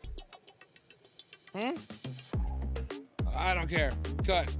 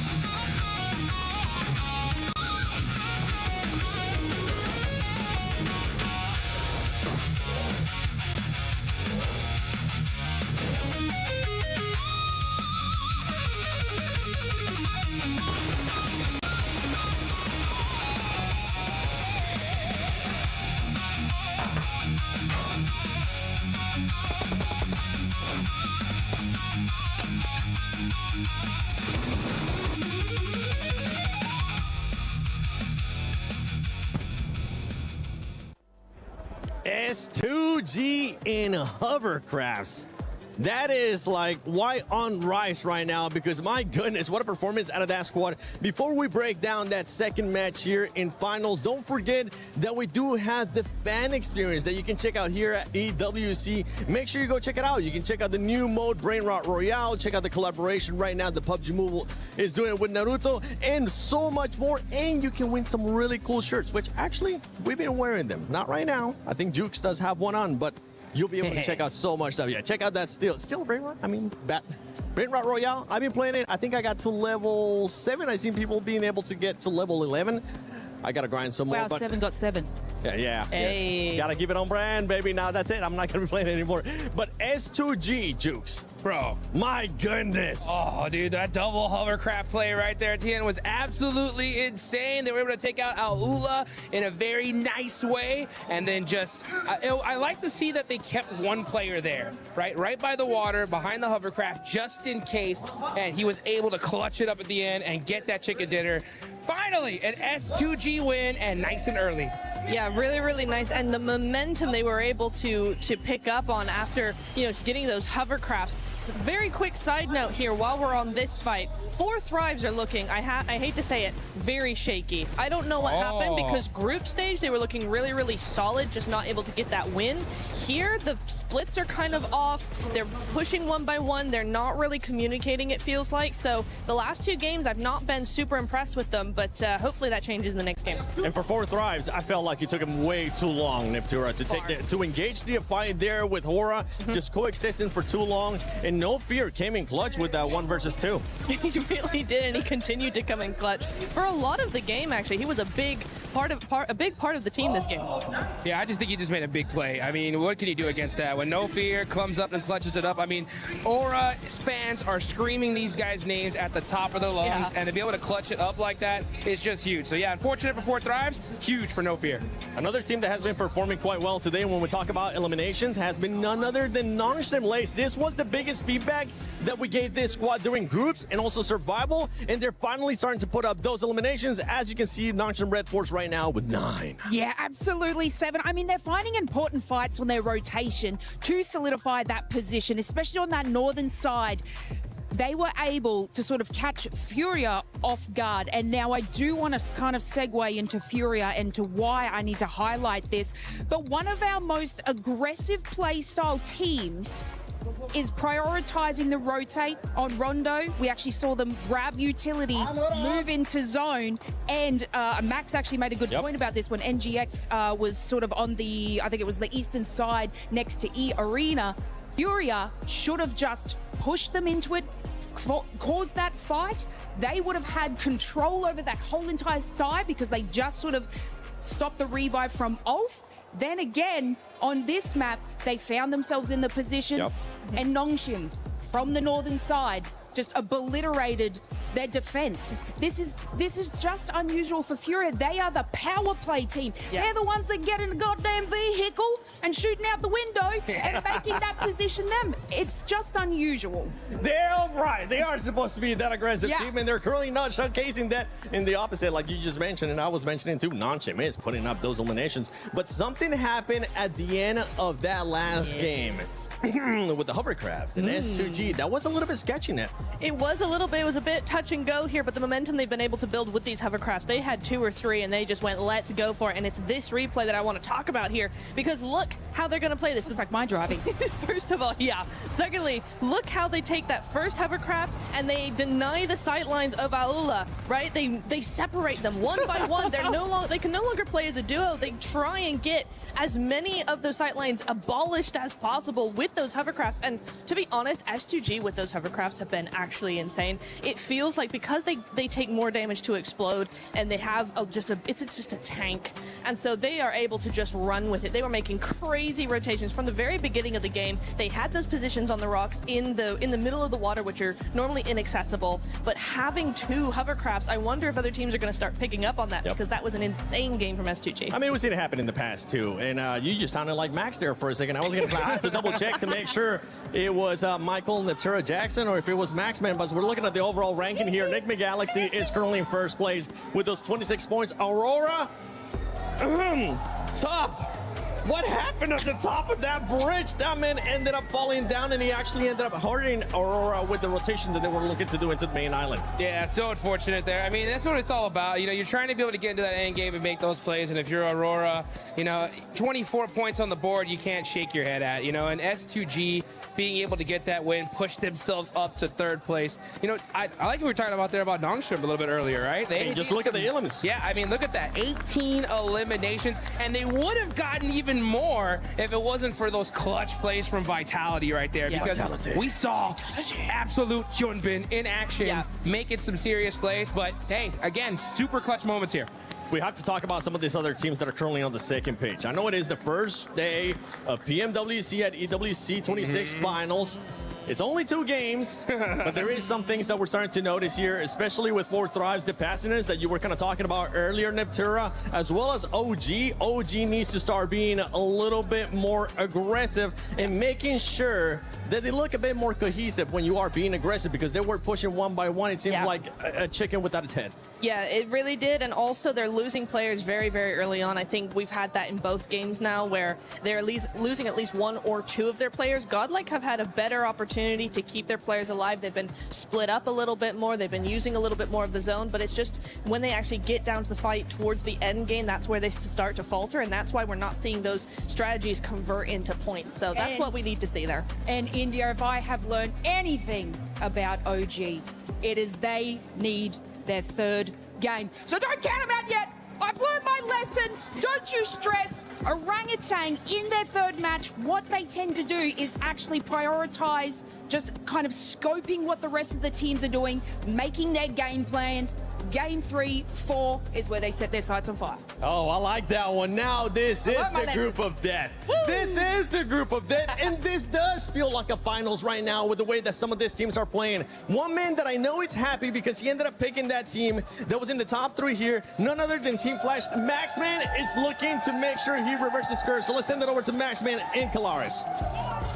Well, we're not going to let him do any predictions here. That would be very, very serious indeed. But of course, we take a look at how things have gone down so far here in these 2 games. And we did have an interview just with Ralph, who's also a little bit confused about said hot drop. I saw the hot drop that could happen on the map before this event. I'm like, they're not going to go for it because Nigma Galaxy has been dropping in Pachinki before I was even born. And yet, a team is trying to contest it away from them. And as he said, they're going for the hot drop, but they're not fighting and very confused. And they just see the loot truck pass by like, oh, my P90. No P90. Oh. So, Ida, I might want to change that because it's not helping you out. I think it's going to be difficult for them to go up against that, but we will see if it continues. Ralph is also a little bit confused. Let's pivot kind of where we're at here as well. They've already alluded to it on the desk and how things have gone down so far for S2G, but just masterful control of the double hovercraft, some crazy plays, and the send out of Kamikaze to be able to make that work.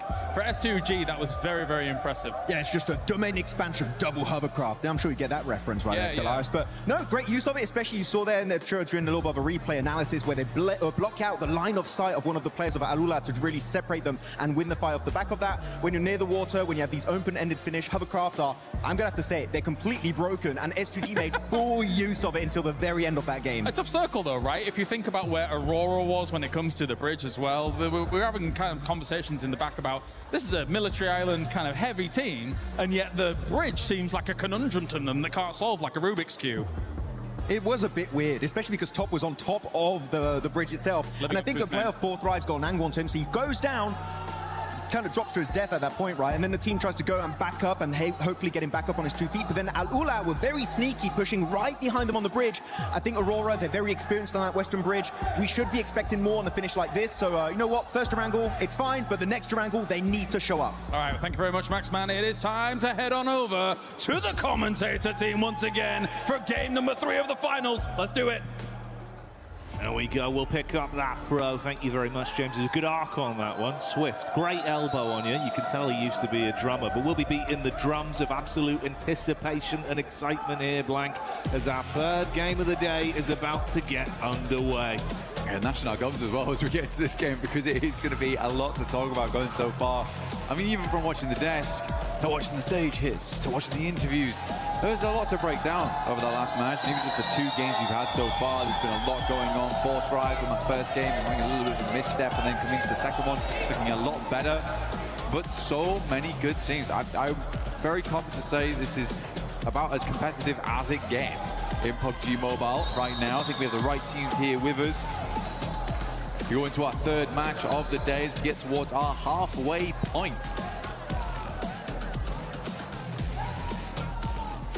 Shooting range to start off down towards Novo. Straight through the center, really easy one here, Jackie, very nice. I think most people can get exactly where they need to go. Aurora, last game, like you said before, looked a little bit weakened, right? I mean, even Max picked up on it. He was saying that, hey, as the team's very experienced around this area of the map, should not be going down so early like this. It should be a game that you are a bit more in control of. And it wasn't the case here. Tiamba, they go out early. Extend a little bit further down towards the south side of the map on the west. Yeah, you'd hope they'd be able to bounce back from that one here. Obviously, it was a nice start of game one, but that didn't really translate over. Has meant there was a little bit more fluctuation in the standings, obviously for Tiamba as well. Far quieter, it was 16 eliminations on their opening game of Rondo, only 2 added to that count. See Milu still living his movie though in terms of individual plays, as he was popping off on Rondo. It was a big piece of the team. I do wonder if we'll have something early here from Hora and Aurora. And where's that zone gonna go? We've had some wacky zones this LAN. It's been kind of crazy. Yeah, most circles have just been very strange so far, very odd to play. We had a couple towards the end of survival stage, which I think I was quite grateful for, that were more normalized on Erangel at least, where teams could actually play out their games. Enigma Galaxy versus Ida. No idea why this is happening, by the way. It's actually very strange. I'll explain once it's done. I mean, Kalaris already went over it in the interview, but the context is crazy on it. So Ralph with the M249. There's some good shots done. Actually, Enigma Galaxy doing quite well here, but already losing a player does feel bad, and it being Coops is even worse. Taking on the side. Lord hits some shots with Abacan. It's back and forth here. Swain last left to face. Ooh. And Ralph will get it done with the M249. He's screaming! He's up, he's standing up. Give them large for that. It is absolutely insane that they continue to come here. For context, Enigma Galaxy has dropped in this location for years upon years upon years, and they say it every time. In fact, they actually say it to the crowd and to all the players, we will never switch our hot drop, so it is never worth it to fight Enigma Galaxy inside of Pachinki. Sadly for them, Fourth Rise feels like we can get some easy points off the back of this one. You guys just come off a fight. We know you've come off a fight. This is a great read from Fourth Rise, actually. Look at this. Oh, mate, didn't see him on the angle. Fourth Rise spotting Lord. So as much as there was a pop-off of them defending their home turf on the hot drop, like you say, Fourth Rise know you're slightly weak. They'll look to get in there, twist the knife, and completely knock them out of the game, denying any more points on this. I mean, to be honest, you do wonder, Fourth Rise boys, they see a big hubbub go over to by the Enigma Galaxy camp, and they're like, they've just won that fight. We should get involved. We should fly over. Oh, cheeky work, but you got to make the point somehow. Ralph with the M249. Looking for some good damage, but the shouts from the crowd start to ring out. Fourth Rise might look to back away from this one, allowing Ralph as well as Satan to live another day. Circle did move up towards the northeast side. I don't know what Ida's doing, man. It's akin to throwing away all of your Erangels. Yeah, it feels like one of those where it's kind of cutting your nose off to spite your face. Yeah. As much as, you know, it's your spot too. If it's not working, you got to adapt. Gigantic prize pool on the line. You fought this hard to be in finals. Don't ego challenge if you don't need to. But for Fourth Rise, can they find those elims they wanted off the back of this counter play? T24 spotted on the drop. Let's see if he can go for the peak off this. And of course for you, you can get involved with that Naruto event at home. 4T up top. T24, he's got an inkling. Smells him out on this one. senses his Reiatsu inside the building. Satan underneath. Ooh, slightly slow on the timing there, and T24 tries to use the DBS. He's swinging around in circles. Satan's not sure where to look on this. The rest of Fourth Rise will come into hold. Finds the first. Takes more damage though. Ralph is nowhere nearby to help. Drops him down to 1. And it's an easy revive here on T24 inside the building. Church held. Then get the revive back on T24. Man, Ralph's just had to stay, man. It's where he's been for so long. You'd be furious. Yeah, you'd be fuming. You win it twice. You win the hot drop twice back to back. It happens again, it costs you your game. And not even because of them. Yeah. Oh. Well, that's the thing, it just comes back to haunt you, right? Here we go, this is the full replay on it, so you get all the action. Oh, mate, it's carnage from the start. Obviously, we had Coops go down early, and like you say, they pop off to win it. We saw the celebration from Ralph literally sending a message live in the event. Live in the flesh, said it with his chest. They deserve the drop spot, but Ida don't want to give it up, and it's just really making it uncomfortable for both of those teams to get anything in these games. It's the best Enigma Galaxy's looked in a long time as well. I think that's the saddest thing about it, and now it's happened in finals. And it's happened so frequently in the past as well, where Enigma Galaxy's just got to challenge another team for their drop spot.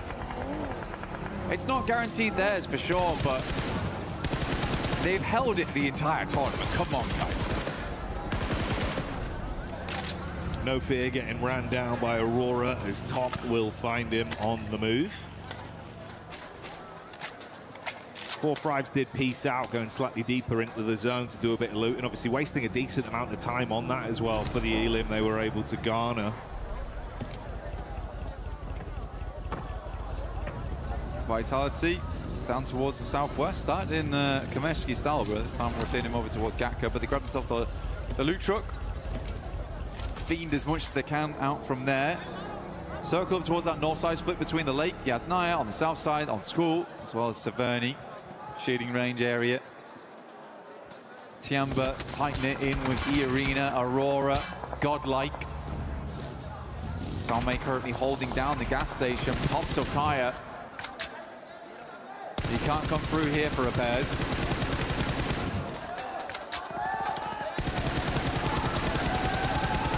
More bullets though. Yeah, only 18 left. One in the clip, 17 in a hole. Let's see if he can turn some bodies cold on this push-up. Top going to drop down back behind the car. So Aurora taking a fair bit of damage. More reserve taps now. Got to find himself some ammo to play with. Switch it out to the Tommy just to keep the pressure on them. Suppressive fire. Spraying it through, cutting the grass, but not quite finding the shots over towards the players. Next circle, 10 seconds roughly on this one. Aurora still figuring out where they want to play. Probably going to be a big old retreat here out. Migrate for a lot of squads. Hard shift potentially. No, actually. Very, very kind. Up towards that north side. Obviously, Lake is a bit of an awkward one to play around. You're going to see a lot of people playing on the rocky outcrops. The staging that goes up towards Stalba. Big old mountainside. There is also... Never mind, it's horrible. I lied to you. It's not great. You got the field down towards Yasnaya too, so there's not a huge amount of fun spots to play in. You have to decide a rotation in now and quickly. Do you wrap on the north? Do you wrap on the south? Because you can't really change that as time goes on because of Yas Lake. Mormon from E-Arena once again, being able to throw out some big uppercuts. That's back onto Aurora. So single knock there. We have the Tianba POV on rotation. Getting themselves into a fair place so far. Mormon keeping it going. Ooh, that's Vitality as well, with Razy hitting a very big blow back onto Godlike. A lot of fights breaking out across the battleground. Individuals being knocked. Ulf coming in with some show-stopping rotates. Oh, right into the nade. WizGod had that one ready for him. Got it primed. I mean, for Ulf, Aaron comes in swinging. But yeah, got shot down very, very quickly there. Scarface looks to send a nade, but I don't even know if I think it's worth it anymore to go for this. Also deep on the south side of the map, need to swing back further up in Yazway. Alula instantly takes up the cliffside. Aurora decides they're going to go loot Severny. I mean, to be fair, they had taken quite a fair hit earlier on. Spent a little bit of ammo. Potentially some of the vests are starting to wear down, some of the helmets. Get some resets on that before you get moving.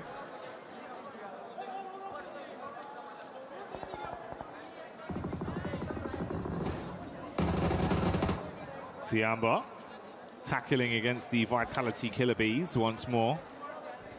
And it's Milu that's already showing that consistent form. Putting himself up to 10 elims on the day, I believe then, after that. Nice start for the first 3 games. Milu keeping it a little bit quiet, though. Now playing a little bit of a split on this one. They've got Eagle a little bit further forward, perched up. Over towards Aura. Very much slowing down now at the halfway portion, Jackie. Trying to maintain some of that lead because some teams have struck out in a big way. I mean, Enigma Galaxy absolutely 30 points right now. Aurora at 26. They were able to earn 3 after that last game. From the first, I think they got 23 on that one. So last game was a bit of a dud. Hope they can find more of this one. Centers up over towards Tiamba as well as Aura. So those 2 compounds there are going to be a really big deal. Aura actually has the high ground on this one, the plateau that surrounds them. Very nice to be able to take shots out towards teams as they push on in. Sadly, Alula's much more high ground spot gets pulled off. So you're going to have to move over towards that western side. Yasser pulled away. I like this move from 4 Thrives, though, Jackie. This is good. 4 Thrives still looking pretty nice in some of the encounters we've seen individually.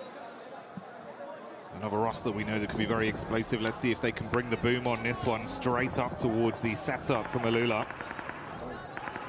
Quick on top. Got a pump action in the back pocket ready for it if they can close the gap. Bit of overwatch from R3B on the top side with Claws relatively close to assist. Fast reactions onto the position of Falag, but the shot's not connecting.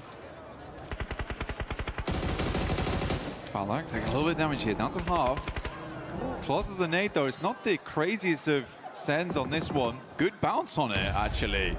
That would have been on target if he hadn't moved. I mean, Falag just takes the time. Here's the arc on that one. So he doesn't want to have any part of it. Tough circle, though, man. Very, very tough circle. The majority of the center is taken up by that water. I actually do really like S2G's position. They're playing over towards those compounds that sit just a little bit east over towards the lake itself.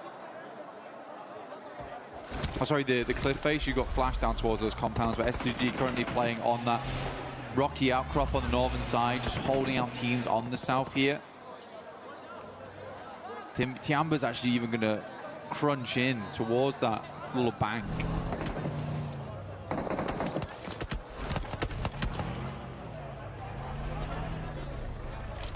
Fine margins between this going wrong for either of these 2 teams in 4 Thrives and Alula. So not wanting to risk it too much. Meanwhile, OG crossing past the crosshairs of Nonshin Red Force with Zizzy taking the peak over the top. Got the heavy weaponry ready to rock them if they stay close by. And luckily they have at least been able to create some space between the 2. Double back over to the bridge where Rolf is stationed. Yeah, they know OG's in the area as well. See, Aaron struggled versus them earlier on his flying maneuver into the gas station. Tried to go for the movie entrance, but we went straight to credits instead. Yeah, Ulf hoping to hold them on the bridge side. Next circle, though, I'm feeling the pizza slice here over towards the west. I mean, Aurora currently have a really strong position on it, and we do head over there, in fact. But it's like a case of Aurora holding the central spot. They have a lot of 360 vision, but it's very open, Jackie. This is a very, very open area, a little bit unfun. There's quite a few radio towers and the square concretes that sit underneath them that end up being like where you play. You literally just lie down next to them, try and set up vehicles. You can see Vitality already sending over. But this is quite a nice spot for Aurora. It's a tiny bit of hard cover, a little bit of a crescent lit behind them as well. And that's the last man for Enigma Galaxy, and Ralph trying to stay alive for as long as he can, but finally falls to S2G. S2G possibly being collapsed upon as well by 4 Thrives. They fall next. Yeah, good fight. Very good fight from 4 Thrives.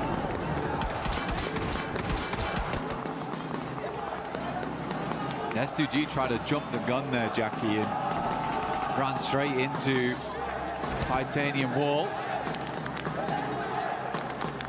A lot of hopes riding on these 3 players from Aurora, though. Another good game here. Sets them a little bit further ahead. Make up for that previous match there on Arundel.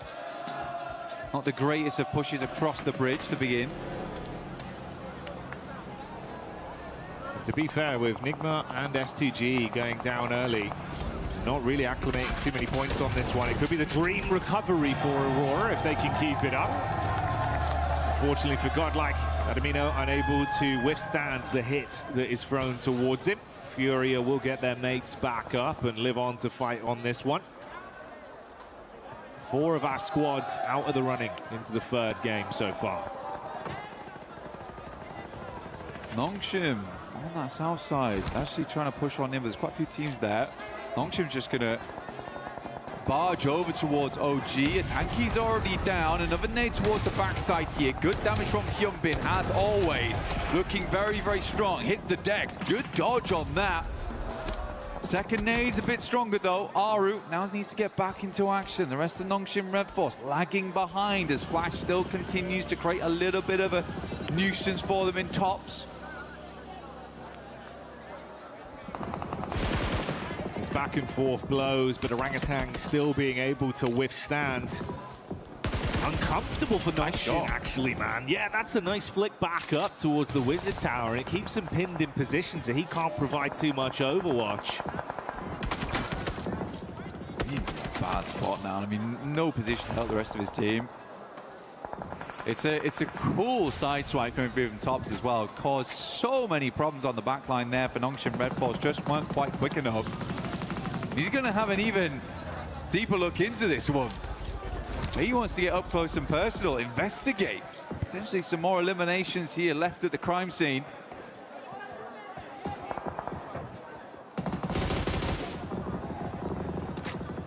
He's still trying to get an angle on this. The minute you got to move, he'll be ready for the catch.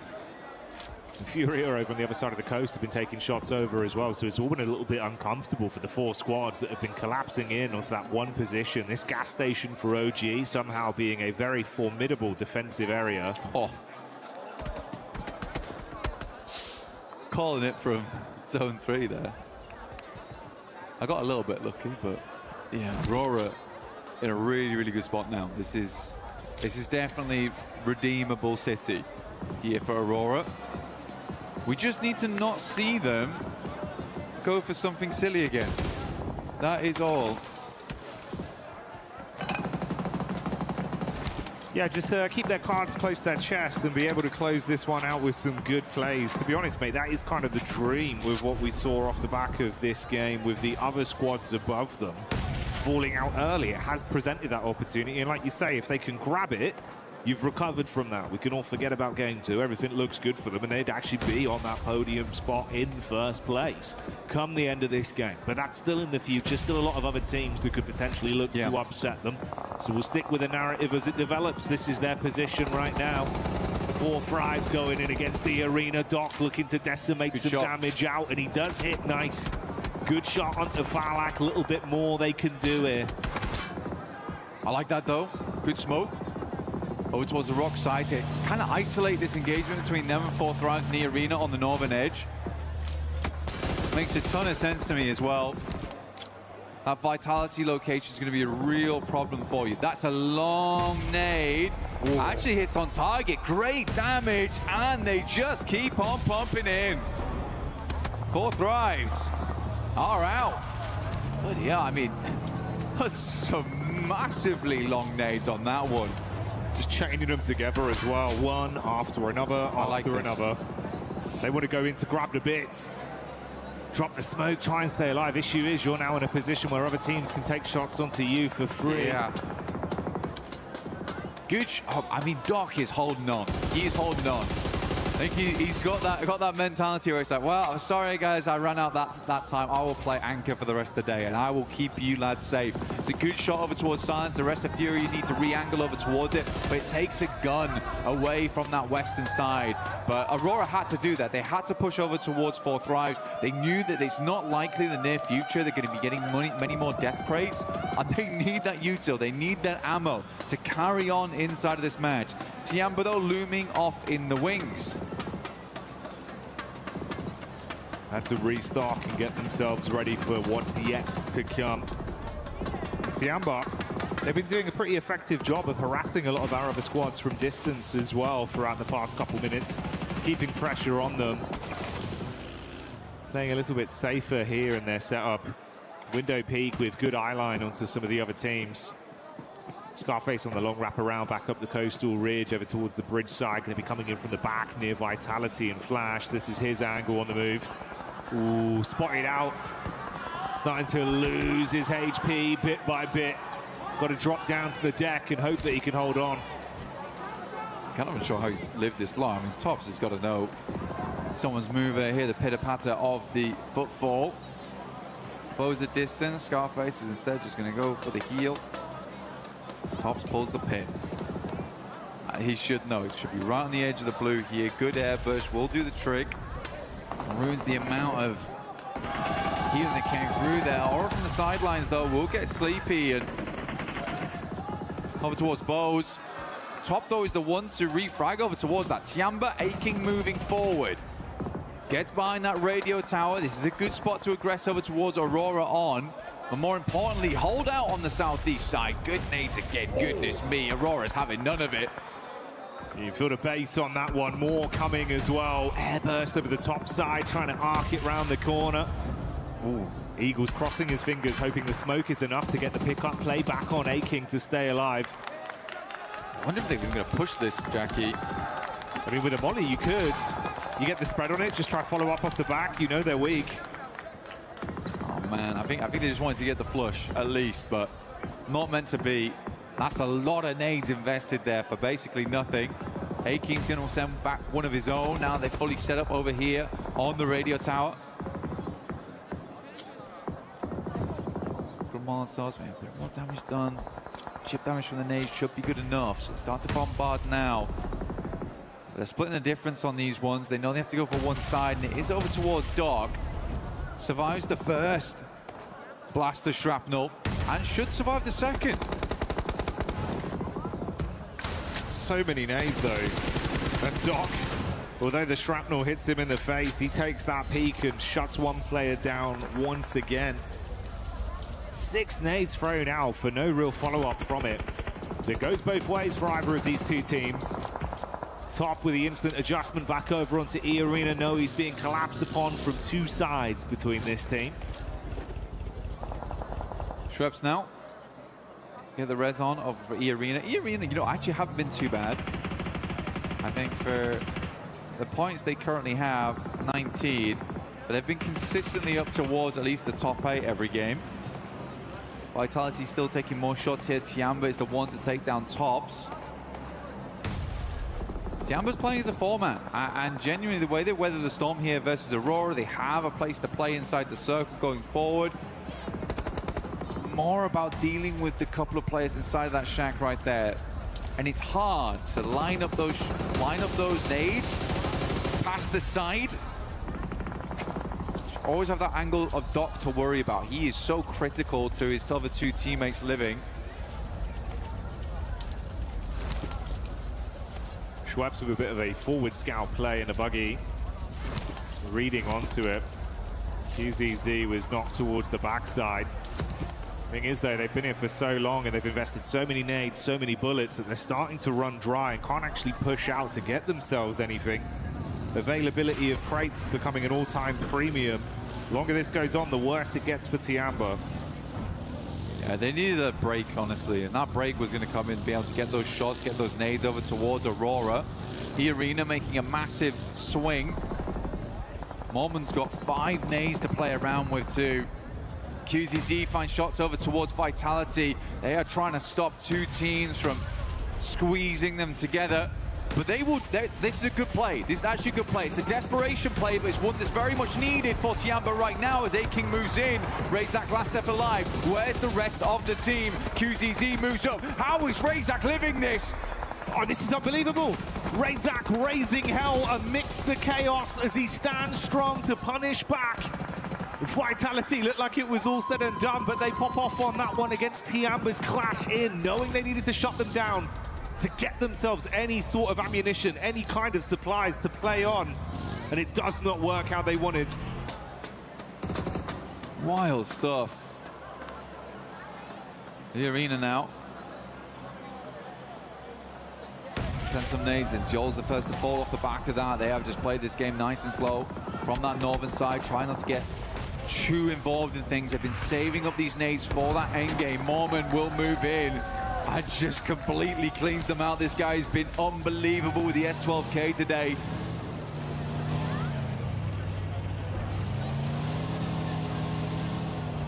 Finishes off the stragglers. Slowly but surely, the team's exit stage left and the final fight begins to have itself set up. Furia coming back in with some of that firepower we had seen prior. Good damage onto E-Arena. It's Tony K that's knocked behind the hard cover. Joker looks to wrap over to see if he can save his mate and put them back into an equal situation. 3 versus 4 right now. Schweppes warding off Ayala. Igor's Mormon still coming out strong. He wants more on the game, and they are delivering. Igor's down, big player on the squad. Now it's time for the likes of Ayala as well as Chief to stand up tall. E-Arena, they saved all their potential up for that late game, though. We saw how much ammo they still had aboard, how many smokes they still had remaining. This team basically played this one out for the chicken dinner. For E-Arena, it's sort of not worth it unless they get the chicken dinner on this one. The amount they saved up, 5 nades still in the hand of Schweppes. Getting a second place is nice though, but yeah, it's this open ground, disgusting to work with. Furia is lining up for a big old bombardment from E-Arena in the near future though.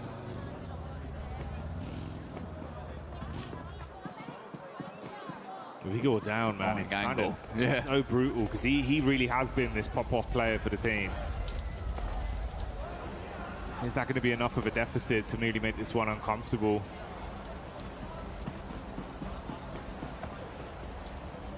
Igor's, he's just providing all the information back all the time. Chief moves up over towards the loot crate. The nade has to be invested.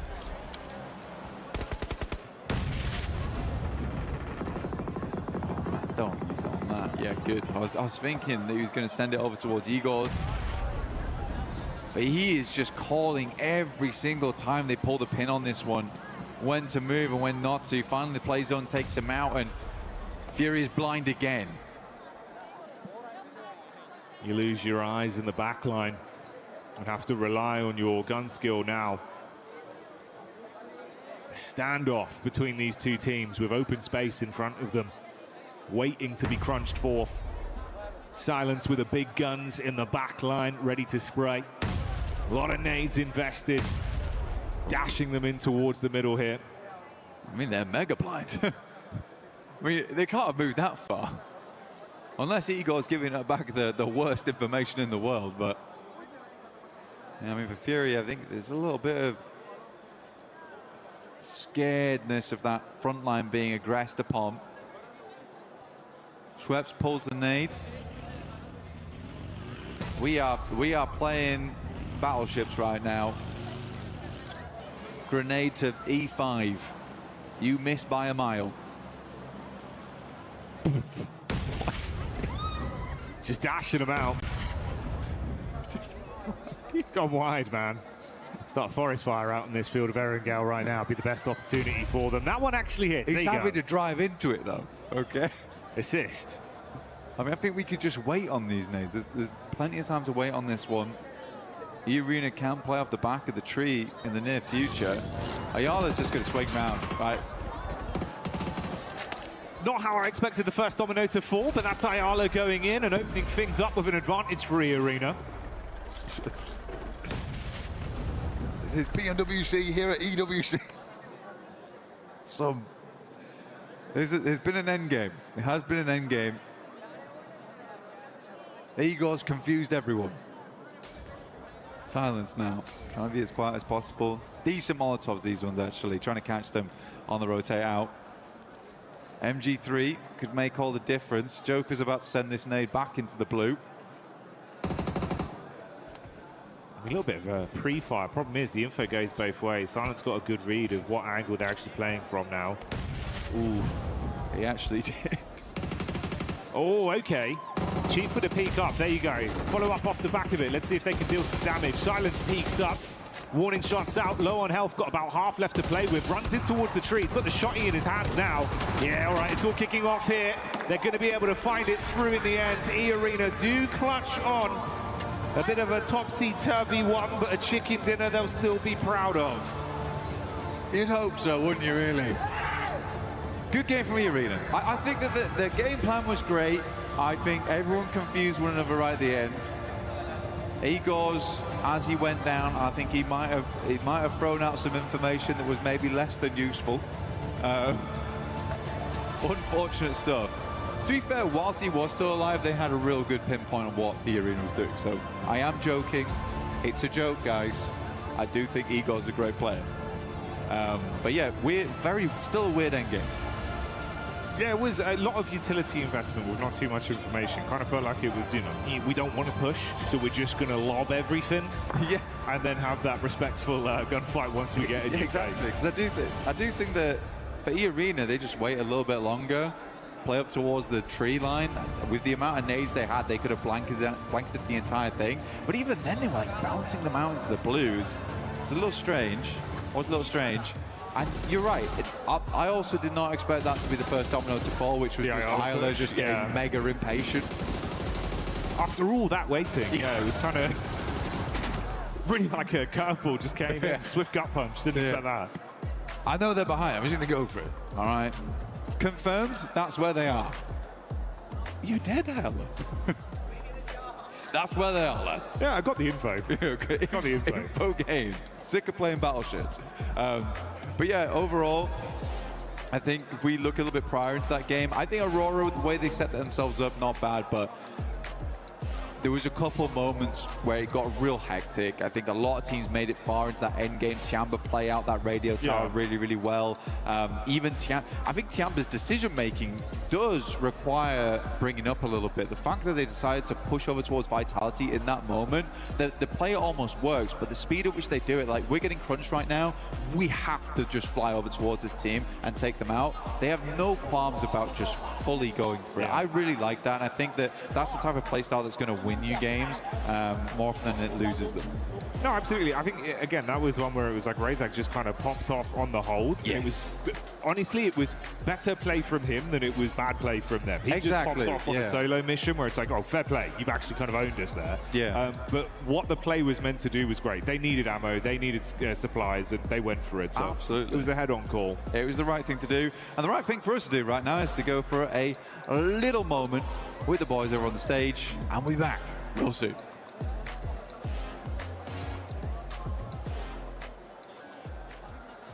Powers here at PMWC 26, joined by John Allen, Kalaris, and Neptura, and we're playing a round of Hot Drop Darts. Ooh, we're going to be getting stuck into the board, hopefully. Maybe not for some. Some are having a bit of trouble during practice, but we're going to be taking some shots at the board. The person with the least score is going to have to give their hot take, so let's jump into it. You guys, I think you two have to go first. I think we get Nep up there first. Let's get Nep's in a prime position for this. I feel like I'm in the danger zone, but let's see. Get ready to dodge. Oh, it's your best one. Yeah, that's it's on the board. Thank you very much. Shuffle up. Thursday. And Kalaris up to the bat. Oh, okay, all right. Okay. This is good. This is good. There you go, James. There you go. Shuffle in. Thank you. Don't hit me, please. Oh, it's a 17. Currently, Nep's in last with 6.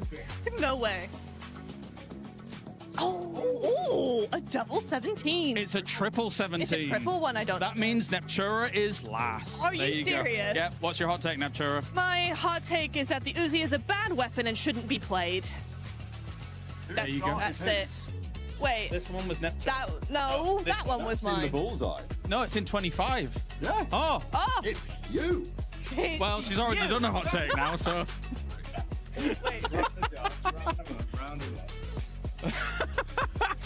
You did that on purpose. No, you. no, I didn't do anything. I didn't do anything. All right, here, go on.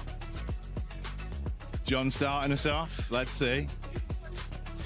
Oh, hey. A 5. It's Not in. bad. That's all that matters, really. It's on the board. Here we go. I haven't missed. Kalaris now. Forearm strength. It's good. It's good. Ooh. That could be a treble. That's nice. Get out of There the you go. danger zone. The splash zone's coming for you, Kale. Good maths. Whoa. Oh, that's a triple. Okay. Triple 3. God. All right, here you go, mate. Take this. I'm pretty sure it's currently the lowest. Wait, no, it's not. I'm John's on a the 5. lowest. Yes, John's the lowest. Or is that a 2? It's a 5, I think. It's a 5. Oh, and that's a 2. That is a 2. I've been saved by the upside down It's true. version of my own Jackie, number. it's your turn. There you go. Okay, hot take. Dino Park and Vikendi, infinitely better than Ronda. I miss it. Bring it back. Oh, okay. All right, considering I actually lost the first round, I should probably do a hot take because I cheated you out of it. I'm so sorry. Tiamba will not win PMWC despite looking really good. I feel like I've got to follow in with a hot take as well. Oh, okay. I feel like over-reliance on ARs, nonsense. I want DMRs in, give the players a little bit more expression in the secondary slot, you know? Those submachine guns, something else popping in. Give a little bit more individuality. That's what I want to see. I like it. Don't give me this mic. You know what I want? I want all of your opinions from the viewers at home. You in the chat. Tell us what you think. Let us know right here, right now. What are your controversial takes?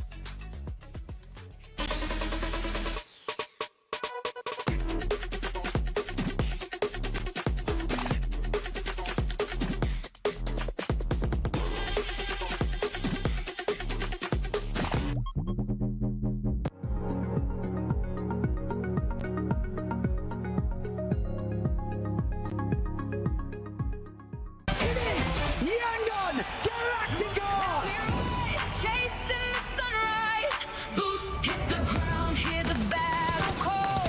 Loot up, lock in, we're ready for it all.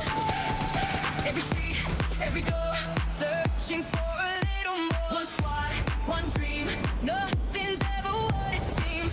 The circle's closing in, can you feel it on your skin? Heartbeat like the drum, the final fight has come. Fight till you make it. Never gonna break it. Stand your ground and take it. Right into the fire. Fight till you make it. Every move can change it. Higher and higher. We're reaching for the winner. Winner, chicken dinner. Fight till you make it. Fight till you make it. If I'm not mistaken, Neptura, I think you actually won at darts. And I think you got that chicken dinner. I did. You were lied to, but Very mad. in this last game, E-Arena wasn't lied to, Max, because E-Arena came out with the win. I never know how to react to an E-Arena win now since that Rondo 39 pointer. I'm like, okay, that's great. That's a cool win.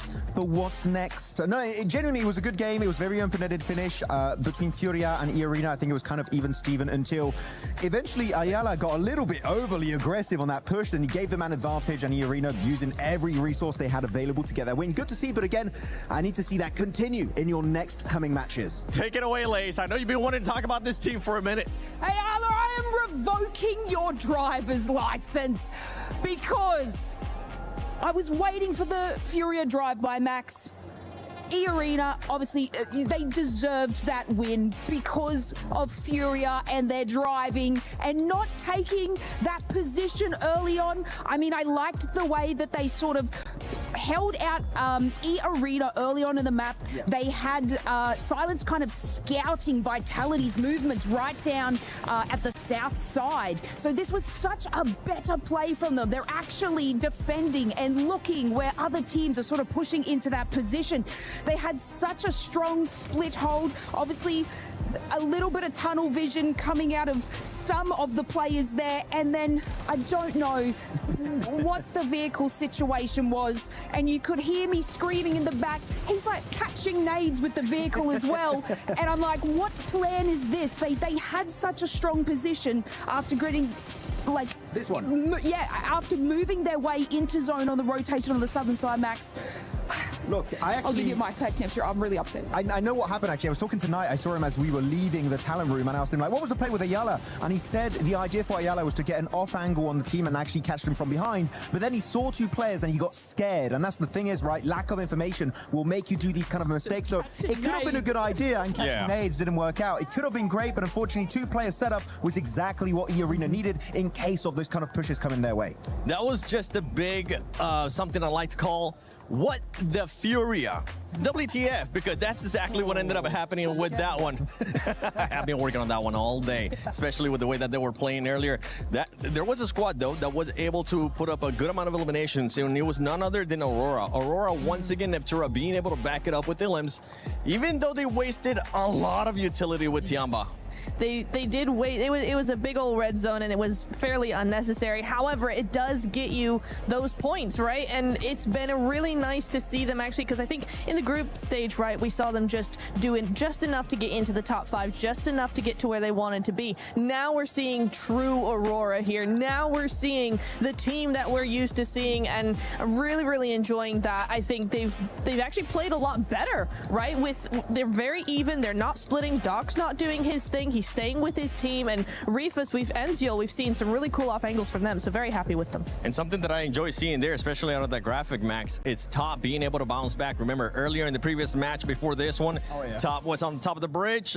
It didn't end up working out for him, but 4 LMs out of him, a person that has been an MVP before on an international finals, that's exactly what you want to see. Yeah, really happy. I mean, the best way to describe it is what you said, Niptra. They became a red zone at that moment in that game, and I love the way that any team would get in contention of their zone, they would start just nading them to hell and back.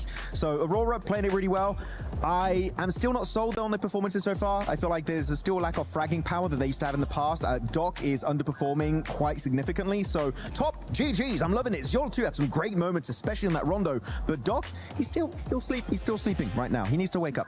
Wake up, Doc. Wake up. Just make sure you don't start going away from your team, because that's when things ends up falling apart for Aurora. But Aurora, honestly, 36 points, currently tied. But the tiebreaker does go to E-Arena with that win that they ended up getting. Tiamba, though. Tiamba right now, the aggressiveness that we've been seeing out of this team, if you want to give the mic to Lace, they're currently putting up those numbers, Lace, because 27 eliminations for that squad and only 4 placement points. Yeah, I see. This is what I'm saying. They're finding those fights. They're gathering those eliminations, finding a nice power play position, but then unfortunately losing it, which is where we see the decline in placement points. But obviously this is still a really good trend for them, especially coming out of survivals into this sort of scenario. And to have that amount of points and that sort of trajectory is incredibly good for them. But of course, we got to bring it back to kind of the smash rule and the way that you have to gather these eliminations. It's fine. It's good to do it, obviously, today, but then we got to see more of those placement points and those wins out of them to be able to take more than that. 100%. And another team that's currently doing that, Max, it's none other than Nangshem. And I know you weren't quite happy with what Nangshem, especially Human, was doing that last game. Yeah, initially I love the way they initiate the fight onto, I think it was Orangutan in that gas station. I'm like, okay, you've got some solid off angles, I like it, they're pushing the fight. But the thing is about off angles, they lose effectiveness the longer the fight goes on. And I think it was one of the play on the Harry Potter Tower, he had a great line of sight, but eventually Orangutan know you have that line of sight, so they're not going to peek you that aggressively. That would be the prime time for them to regroup, fully commit to the fight and send down, hopefully come out on top. But they're very slow to respond to these moments, and I'm very upset with their opening performances so far. Yeah, one team talking about aggressive, talking about people committing to a fight. We saw Nigma Galaxy and Ida finally commit to the hot drop, and if I'm being completely honest, I don't want to see it. I don't care about it. Leave that ego to some other time, because right now it's going to be hurting those two teams. Yeah, it is, and we did see Fourth Thrives take advantage of what's been going on there, right? Just dropping in on, trying to get a few limbs and then move back to their position. They were trying to punish that as much as possible, just because It's kind of silly. In the finals, maybe day one you kind of get away with it, but keep on doing it. It's not going to work out. Four Thrives knew that, and you know they might not be the only team to take advantage of that if the playing path's a little funny. If that keeps happening, other teams might just third party that. Yeah, they will end up third partying that. We saw there towards the bottom of the leaderboard as well. Godlike, OG currently not being able to put up those numbers. Those are two teams that are looking to bounce back. But right now, we are halfway through that mark. Lace, any team that has surprised you so far? I would just like to say that, like, I'm very proud of you, Furia. You know, I know I was a little bit mad in that situation, and I was surprised about you in the first couple of games, and I just want to make it note that that was a much better performance. But still, I'm taking your driver's license away. That was a good performance. Next time you ever take my mic, Lace, this big old chicken is going to be hitting your head once again. Yeah. You know how last week we were talking about how to win PMWC? Oh, yeah, the big secret I told everyone. You gave everyone some incredible insight. For Yeah, those of indeed. you at home that were listening. Teams were listening as well. Aurora Gaming, Tiamba, the Doing Arena. good. They're playing very well at the moment. Indeed.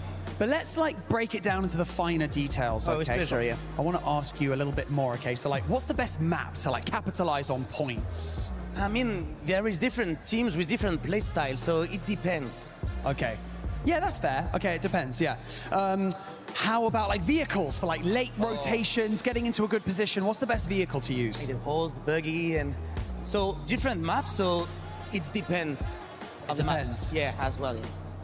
Okay, sure. Yeah. Utility, okay, so end of game, smokes, nades, medical packs, bandages. What's the best thing to have in your arsenal? I mean, depending your situation with the cycle, so I will answer, it depends.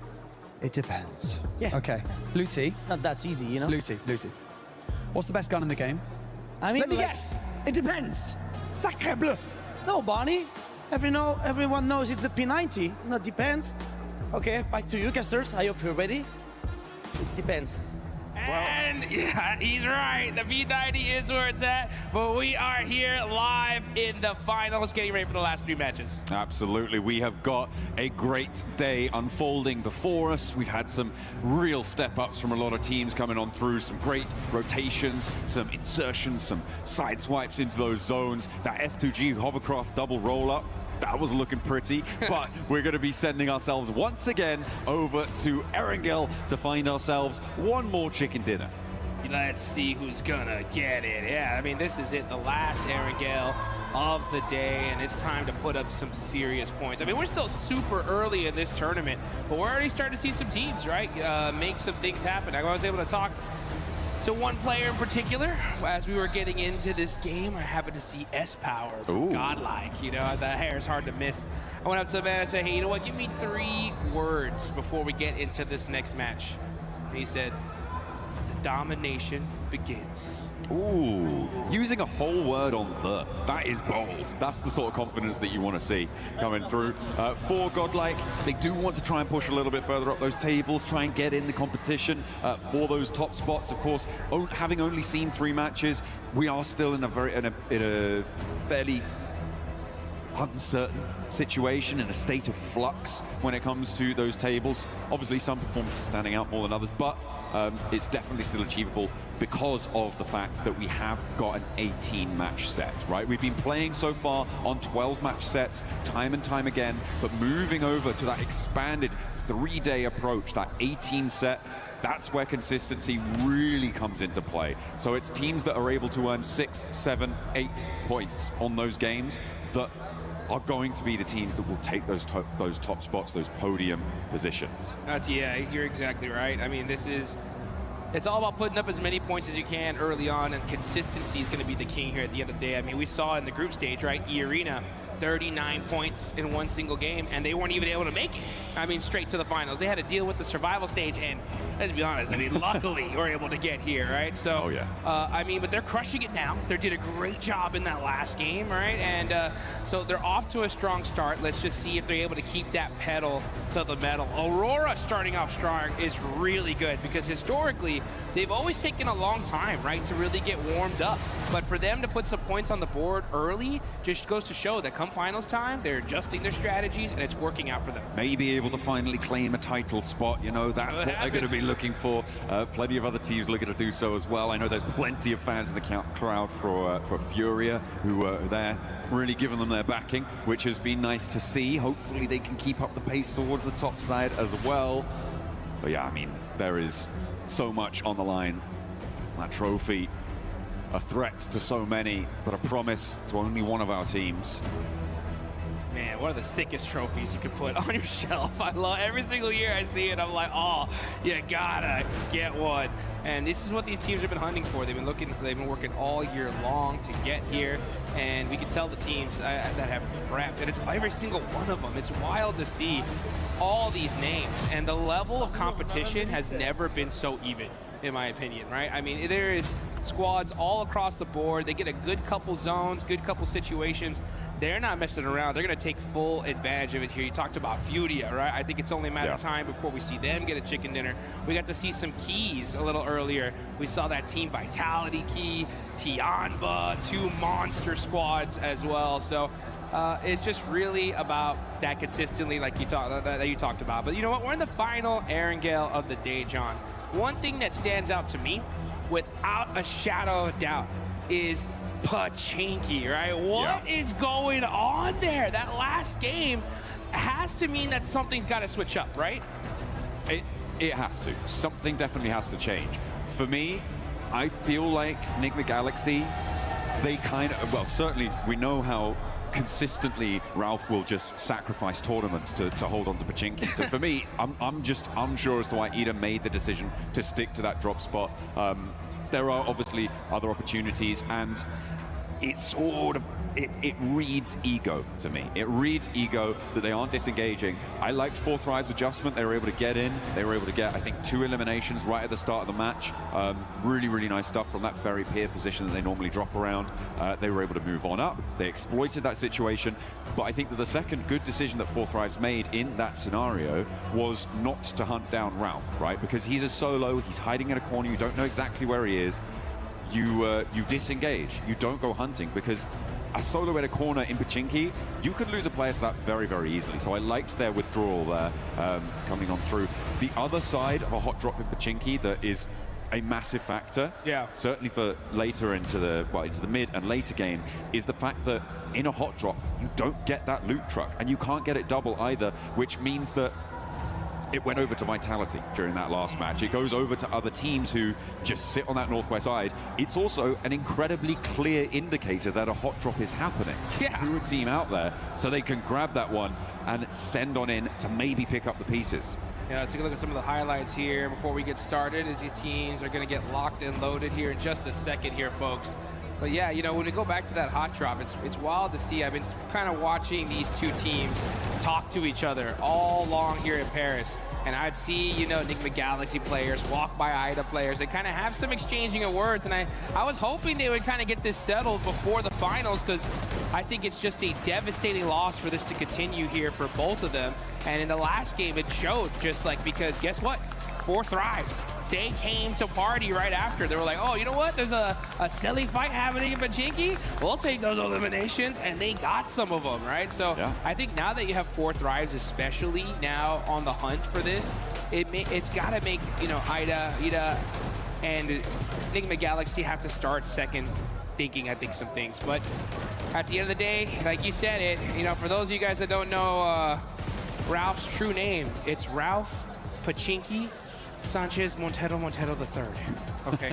Pachinki is in the name, all right? And he will refuse to let it go. And I mean, they've dominated it, right? We saw them be able to take out Ida, but now that you have Fourth Thrives coming into play, it's got to make you second guess things. I mean, I'm pretty sure that dropping in Pachinki is in Ralph's will somewhere. Yeah. For when he eventually, hopefully, in the very far future. But if he keeps dropping in Pachinki in-game, he's certainly not going to have a long life expectancy. Aurora Gaming able to do the business, but we are going to head to a quick video whilst we get this lobby ready to rock for our last Pachinki today.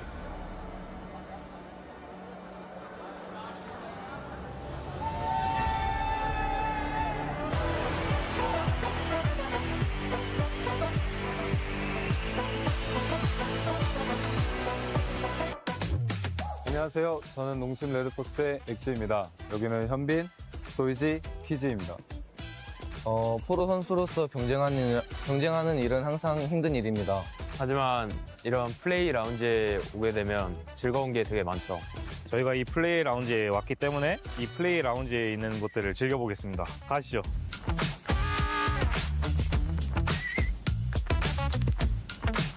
이 공간은 협력 공간입니다. 대회 측과 소통하거나 협력해야 될 일이 있으면 이곳에서 해결하실 수 있습니다. EWC 공간에 있는 한 공간 중인 탁구장이 있는데 저희가 한번 재밌게 해보도록 하겠습니다. 오! 연습반이네, 완전.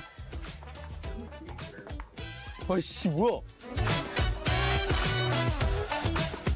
여기는 여러 가지 즐길 것이 있는데요. 저희가 한번 다 체험해 보도록 하겠습니다.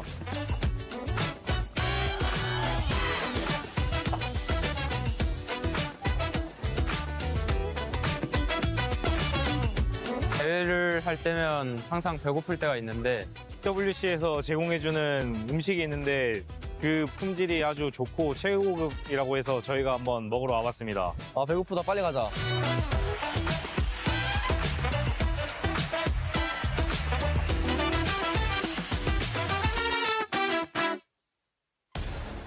Welcome back to the Hot Drop Watch here as we await the fate of Pachinki. It is still undetermined as to who is going to last the longest in that location, and if we may have a fourth, a fifth, or maybe even more teams. Perhaps everybody is going to Pachinki. It's going to be a 64-player brawl in the center of the map.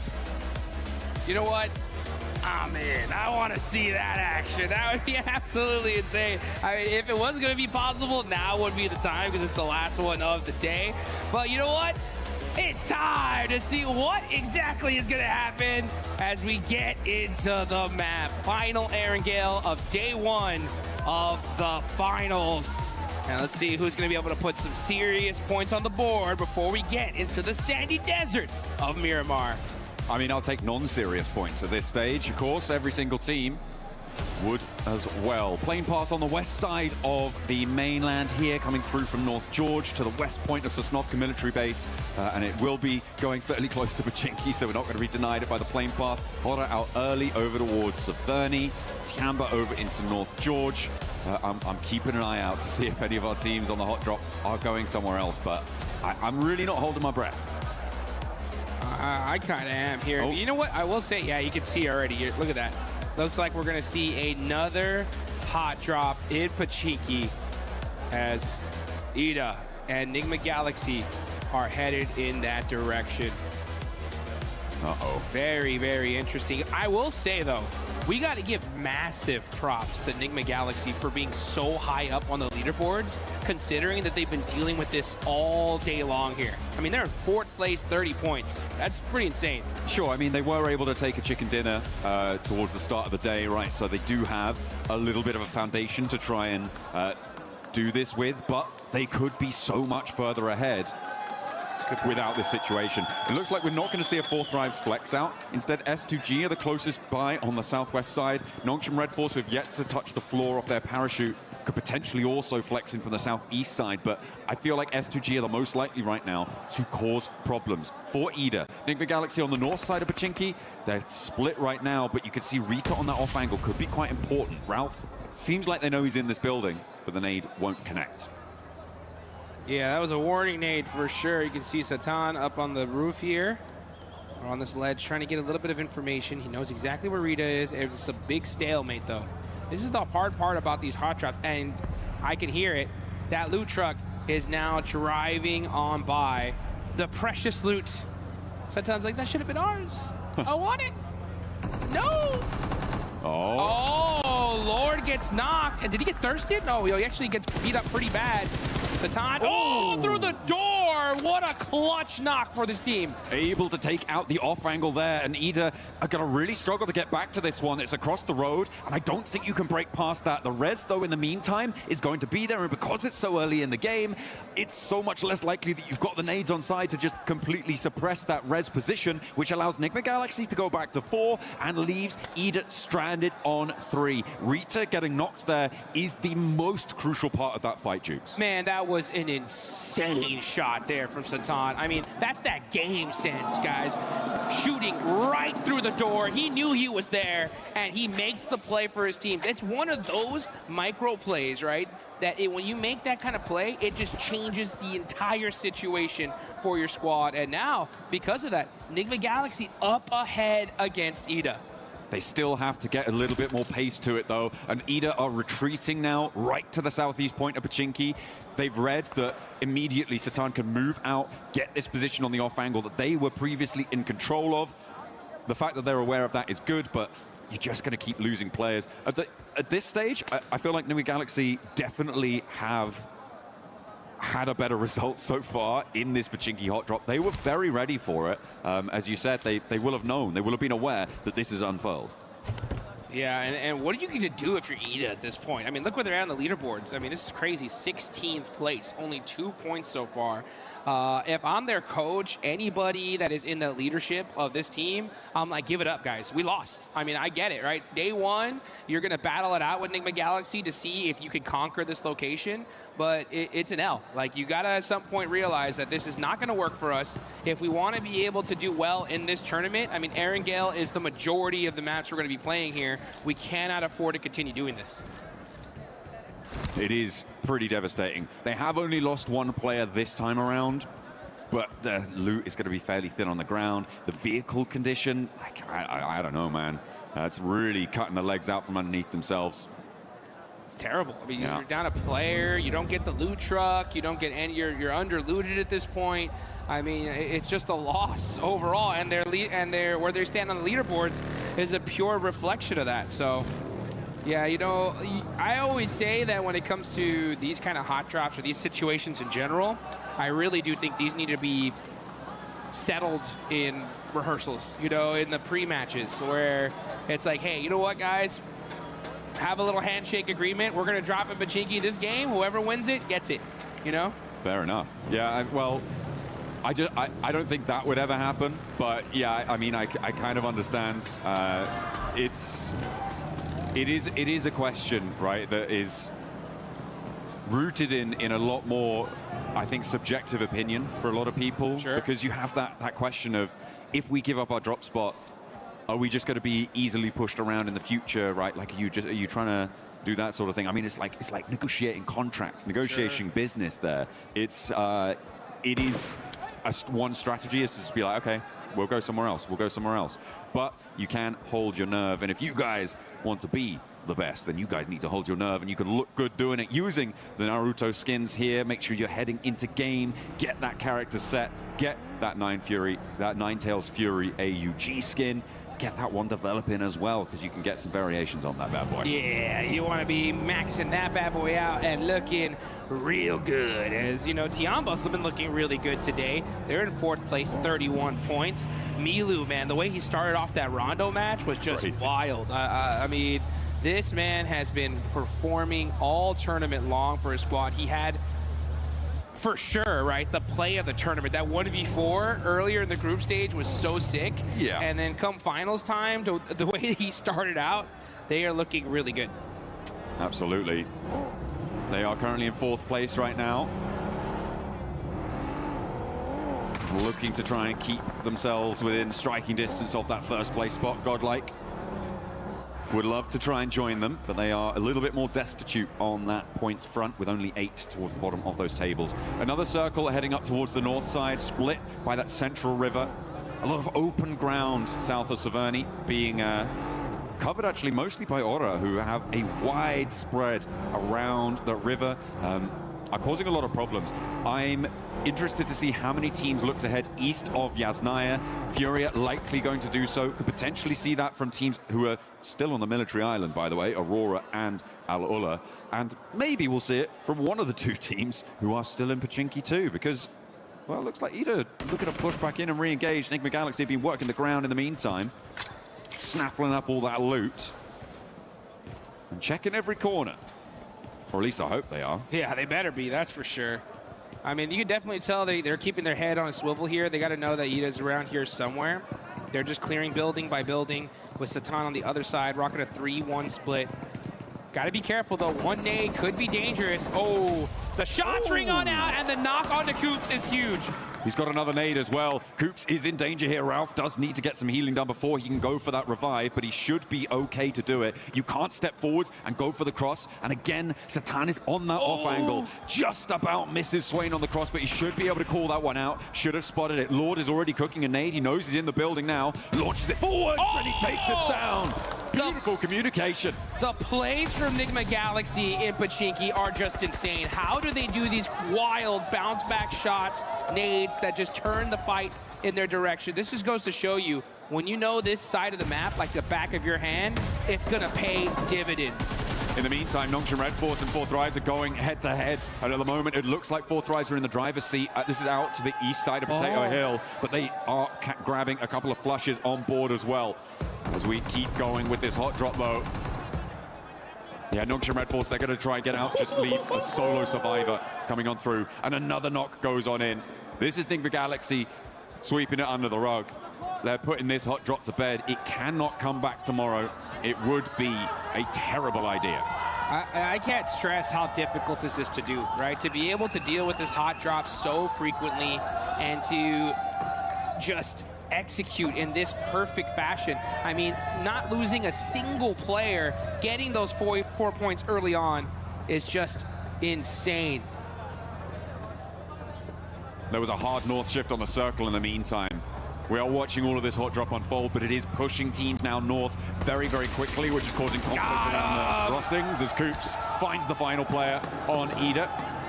And down they go. All four players from Enigma Galaxy are there, and no third party came on through as well. Now we're going to jump over towards the teams that are looking to put pressure on up towards the north side. We talked a little bit about Nongshim Red Force losing 3 of their players.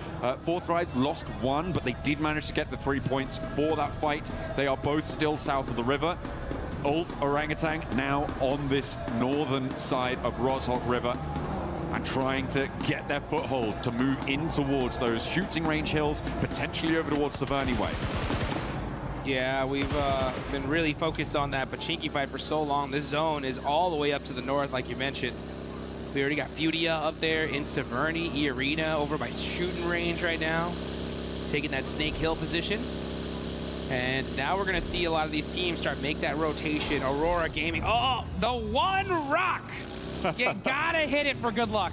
That's a map open right there. Guaranteed. 100% looking at Yeah. No ways. I think we're gonna go here, guys. You're he's gonna go again? Oh, no. Oh, okay, we're getting a little replay. This is on the Fourth Rise and Nongshim Red Force fight. They'd already lost T24, but the hold from Hazaifa, the angles that he was able to clock, it seems, pretty efficacious on the high ground there. Love to see it for Fourth Rise. Aurora on their crossing, run into Vitality. Looks like they may have run their last across these bridges. This western hold looking quite good for Vitality, who, for the time being, have been a little bit quieter, I think it's safe to say, than their group stage performances, but they're still very much there. They're still very much present. Well, certainly their presence is being felt by Aurora on their northwest side. Vitality. Oh, southern shift here, and a big southern shift. This actually might be really good for the side of Enigma Galaxy, as they're going to be mushing in super late here. And are you kidding me? If this zone actually south shifts one more time to Roz, that would be devastating for this lobby. Aurora, I'm trying to figure out, what do you think they're doing here, right? They're over there by North George, splitting up, maybe trying to find some late loot. Well, I mean, they were being held out by Vitality, right? So you're right. They're just trying to take a turn around the town to maybe allow Vitality to disengage and then maybe re-engage later on, see what they can do with a little bit less pressure from the river crossing on that front. Team Flash over on the east side need to settle their score with Alola to try and get towards the circle. And it is not looking pretty for Alola. They lose a player. Not a good start, but yeah, it would be kind of mental to send all the way down to Rozhok. It'd be great for Nick McGalaxy, right? They're still just on the north side of Pachinki, so they could just take up that mountain and lickety-split, get themselves another chicken dinner. Godlike, in the meantime, on the hunt in the middle. Getting stuff done, getting bits out to Aura, and it seems that they are going to be able to take at least one and get the flush for Godlike. Mormon, the nade looks good. Puts them all the way down to 1 HP. Mormon, pow, pow, pow. That's 12K getting the finish. And look at that. I mean, teammate instantly there with the vehicle to make sure that they can get him over to safety. So Aura going to have to go out pretty early here in this game. Only one single player up, see what he can do later on. But now we're off to the gas station with a Furia. Keeping their eyes onto Team Flash. Win has the P90 and the ghillie suit. So he definitely won that crate drop. He came out absolutely stacked to the teeth and hits the tree for good luck. That is a necessary thing to do here, folks. Yeah, absolutely. Bold just a strategy. Little tap on the tree. Little tap, tap, tap. Little shout out to Mother Nature there, just saying hi. And then... Gotta make sure it's secure. Yeah, and then proceeding to unleash lead into the hillsides around him. Hopefully. With that P90. Team Flash getting out of dodge from this east side could be tricky. S2G managed to make their way to one of the buildings here that is this lineup from S2G, from Orangutan, from Tianba, and from Ulf. On this lineup, very central on the circle, some very defensible positions, but teams will start to crowd in around them. Vitality and Aurora, this is the re-engage, Dukes. Here they go, they're battling it again. It looks like Aurora are on top so far with that knock on a Razak. Here you can see Zol driving around, trying to get some information. Federalis up close and personal, having to run back. Oh, it's Godlike on the other side. Yeah, that's too dangerous. Vitality need to disengage this as their 6 is not covered, but Razy is driving up close and personal, giving an opportunity for Reesvis to put some shots onto him. And yeah, it's just down to these 2 players left for Aurora. This fight would have definitely went off earlier, but that third party from Godlike bought Aurora Gaming some time. A little bit, but now they're down to 2. And Vitality doing a little bit of nade there, not ideal. E-Arena in the meantime trying to find their way in on the north side, but it's not looking super accessible right now. And now seems like they're engaged with the final player from Horror. Sleepy is holding it, but in the meantime a crash. S2G trying to roll across, but Tiamba are holding face against it, and they are not going to let S2G in without a fight. Aurora want to jump in and join the party here. A nade in, that could be brutal there, right under his feet. Is it going to blast him down? But there's an answer, and Reefus falls. A third knock over towards Tiamba, but now everybody has been isolated and evacuated from this fight. Nobody's left to put the pressure on this triple knock. Are you kidding me? It looked like these guys were fighting in a lake of fire here. QZ in the center of it. And Top could have been there to make that play, but unfortunately, there are too many teams surrounding him, and it stopped that crucial third party. Oh, another nade from Top. Doesn't quite connect there. There is an answering nade, and that is going to back Top off nicely. The run around there. Orangutan maybe missing a beat there, maybe missing a trick. Not able to flex out. Didn't quite have the angles on it. Top! Oh, Top just about behind the concrete there to keep him safe from catch, but they know exactly where he is. He's got 2 smokes. He is slap bang in the middle of the circle, though, Dukes, and that might be a little bit of a help until another team rocks up with nowhere to go. They're going to roll right on top of this guy. Yeah, Top's cooked right now. He's just like, I think I'm just going to lay down right here. He's on the simmer. For as long as I possibly can. No standing up for me. It's straight hit the deck time on the side of Top. But hey, you know what? That's good, right? He's got a good position in zone. They're pretty high up on the leaderboard, so they can just kind of hang on and get some placement points. That'll be good for him. But meanwhile, I mean, Tianba on a tear. 7 eliminations. Fortunate for them. They're able to get everybody back up here. And they're in a solid position in this circle as we now look on over to Furia. Igor hopping out the vehicle here, getting punished by E-Arena for it. Oh, it's not going well. It is not going well for Furia. Unfortunate, they're just going to be down to Chief, the other 2 players down on the hillside. Tiamba, by the way, managed to fend off a triple team crash on their compound, right? They're now on 7 eliminations.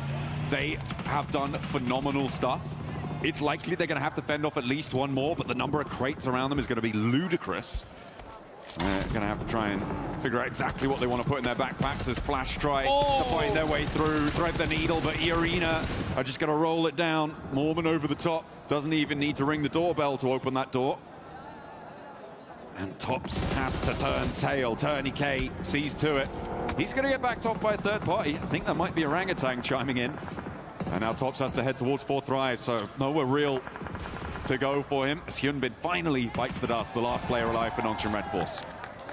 Arena are putting some good points on the board here. I mean, they're having to really battle it out, holding the edge of that circle, because there's a lot of open field in this zone. And now you're going to see 4 Thrives. 6 eliminations so far. Falak with 2, Zypha with 3.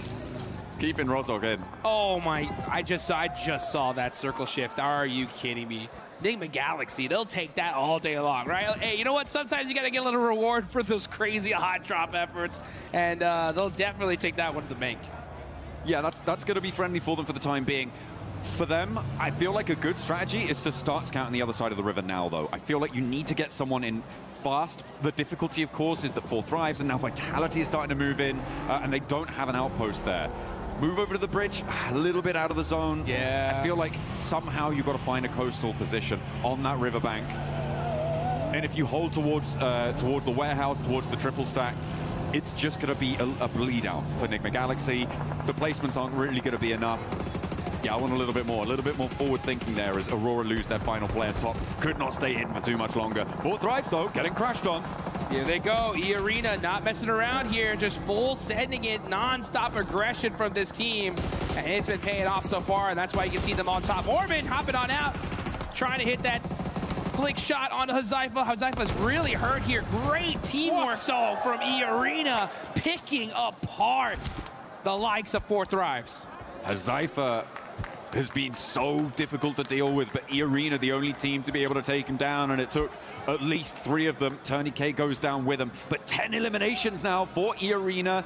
Very possible to get this res. This is the chance, though, for Enigma Galaxy to move across, and look at Ralph. He's getting over. Coops is looking to join him. This is the perfect opportunity, whilst these teams on the East are preoccupied. A little bit slow to get the third party, but it is a good first step. I like what they've been able to do there. We've seen counterpointed river cross positions in 2-2 splits work well in the past. I'm hoping they can leverage that here. I'm a little bit disappointed in Orangutan on the north side. I feel like they could have poked their noses into that fight and third party did as well. Moved a little bit further out to the east, been fairly safe from Tiamba and gotten stuck in there, but they hold inside. And I don't think it was going to be enough. Yeah, one thing I've noticed here in the EWC is the quickness these teams are ready to third party and take those opportunities. And it's just kind of surprising to see OG just kind of hold back there for a second. Enigma Galaxy, just due to the terrain, weren't able to even think about getting that third party. But because of that fight, it opened the door for them to be able to at least make that safe rotation and get that 2-2 split going that you were talking about. So let's see how they're able to capitalize onto it, though. As now is the calm before the storm. We are in stage number 5. All these teams just planning it out, trying to figure out, okay, if the zone goes over here, we're going to have to make these plays. If the zone stays on us, then GG, baby. We just shoot at everything in sight. Yeah, we're going to get the next zone unveiling itself in the next 20 seconds or so. It's Godlike try and keep their ridgeline in play. This is a replay of the roll-up. Okay, this is when Arena crashed on towards 4 Thrives. Falak. Yeah, went down very quickly there to Joker. Not much you can do about that.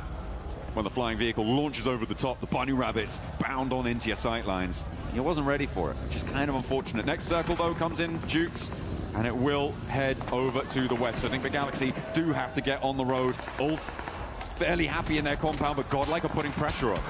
Yeah, Godlike. Remember, as Power said, the domination starts now. Let's see if they can actually make that thing, though, as they got Ulf right behind them. They're super pinched, making it very difficult for them to make a play from their position. And now you can see Scarface getting up close and personal. As Power trying to smoke some things out, buy his teams some time. It's going to be up to him and Admino, though, as they are just trying to hold this spot.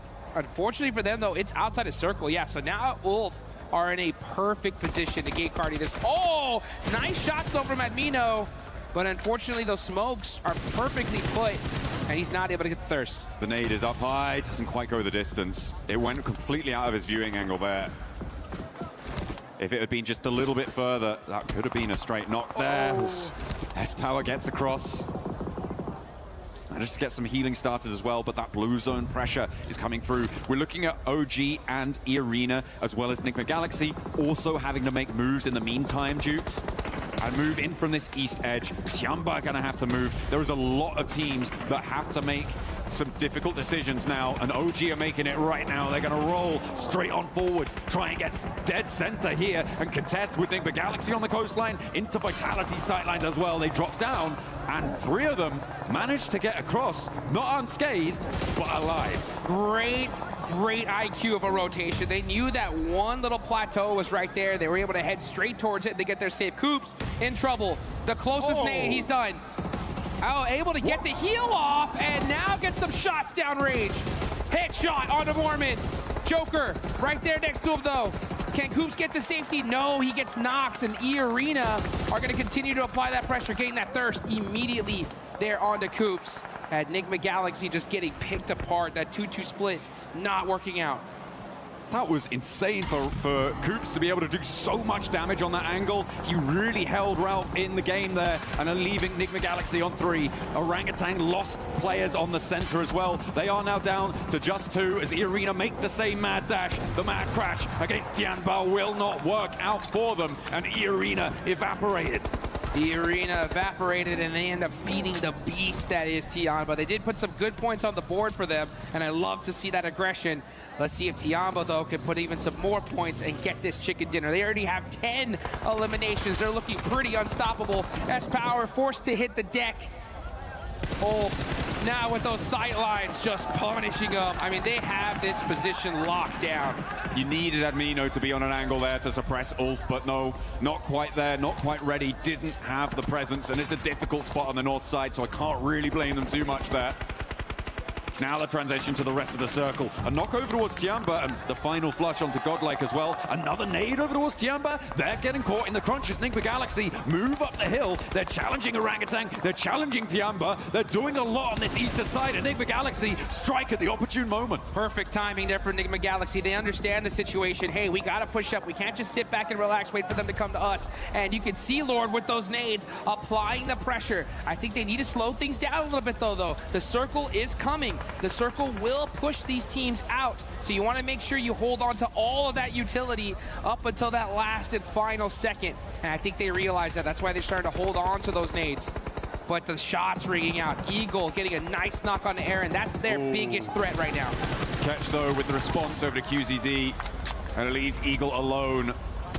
Dropping that smoke, the zone starts closing in 15 seconds, so this res needs to be now. It needs to come through as fast as possible to be able to be in a position to move out. Orangutan lose their final player. Gone. And it is going to go down to Enigma Galaxy, who are now up on 7 elims. Their transition from across the river has gone so well for them. What a game from Enigma Galaxy, getting hot dropped over and over and over. They take out Ida in just a beautiful fashion, and now with this fortunate zone shift are putting the punishment on this lobby as they take down Eagle from Tiamba. Now QZZ will go down too, and Tiamba knocked out. They managed to get a whole host of points though, 14 on the match. And they will keep themselves in the running for the podium. Enigma Galaxy looking to join them. There's not enough room for both of you. You've got to organize it. Back to front, stand the line. But Vitality gonna have to leave as well from their cover on that south edge. Does Solus not see Satan right there in that corner? He had to see him now. No, he's too focused downhill. Oh, never mind. It's gonna be Axel that catches him out. So it's all up to Vitality. Axel, the last player up. Is he able to survive? Oh, Ralph gets knocked as well. Ulf are captaining from this compound for quite a while now. They haven't had to leave it. And when they do, it's against 2 duo teams with one of their players on either side knocked. For Ulf, this should be a clean sweep. There are no two ways about it, but it might get a little bit hairy. Lord is shut out first, and Aaron doesn't even hit the deck. A 2v4 here would be needed for Vitality, and they are getting cut across, sliced and diced. Ulf are on the hunt. Downhill, they roll on in, and it's just Razy to stand in their way. The smoke billows, the P90 at hand. You couldn't ask for a better setup, but Ulf are here, and they have the nades, the ordnance to blast them apart at the seams. And that is how you do it, folks. Ulf just taking full opportunity there and capitalizing on it. We love to be able to see that. That building so strong. It was in circle all the way up there towards the end, but they didn't just sit on their hands, right? They just saw, they hunted down every elimination they possibly could, and then once they realized that those teams were weak, they pushed out immediately and were able to get it done. Some real heads-up plays, some proactive plays during that match. I mean, we focused a lot at the start on the hot drop, but the rotations up towards the north side also came in to be really impactful later on into that match, right? It was the teams that got there early that had the staying power. For me, a highlight of that game was also Tiamba holding off against the triple crash. It was Aulula, followed by S2G, followed by Aurora. Everybody wanted to get into that central compound, but they denied them access at every single turn. It was a shame that Tiamba couldn't go the full distance. They did get shut out. And I feel like for Orangutan, they could have had more of an impact on that northeast side that would have changed the tune there. And hopefully they can find those opportunities in the future. It would be great to see them perform at the level we know them to be capable of from their performance in the group stage, but it is looking pretty powerful on multiple fronts. It's so tough. I mean, everybody here is playing just hyper aggression. Zero hesitation gameplay here live in Paris. The second you see an opportunity, these teams are taking it.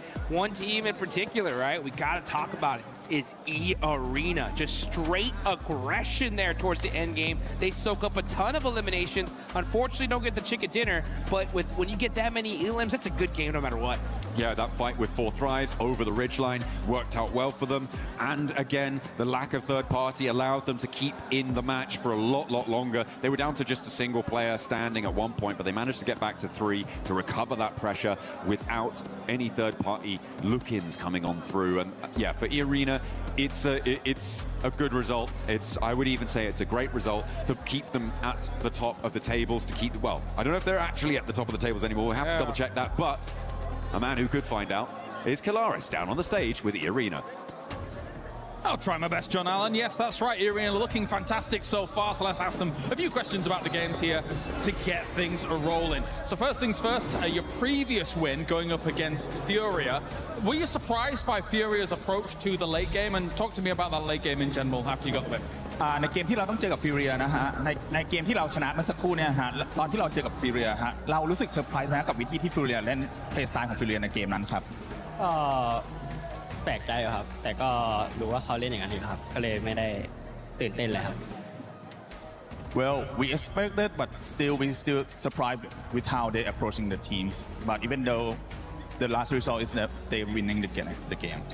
Okay, so you guys got very close to qualifying via the group stage and then came really close to not qualifying via the survival stage. So has there been any difference in approach here to the final? What has the team talked about to adjust here coming into the finals of PMWC? ก็ขนาดที่2นะฮะในกรุ๊ปสเตจเราก็เกือบที่จะได้ qualify แล้วส่วนในรอบ survival stage ฮะเราก็เกือบที่จะตกรอบแล้วด้วยซ้ำในตอนนั้นอยากถามว่าในตอนนี้ฮะรู้สึกยังไงบ้างครับ ก็พอเราเข้าไฟนอลมาได้ใช่ไหมครับก็ทุกอย่างก็เริ่มใหม่ครับทุกคนเริ่มจากศูนย์เราก็เริ่มจากศูนย์ก็เลยไม่กดดันอะไรครับ Well, right now we have zero pressure at all. So we are here to win, of course. And it's like since everyone, this is a new day, new group. So this is a champion group now. Everyone's starting at the 0 point. So that's no different. And we're gonna claim all the glory back to Thailand. Okay, so that does it then. Well, thank you very much for the answers. That does it down here on the stage. We'll be with you for more from PMWC in just a moment.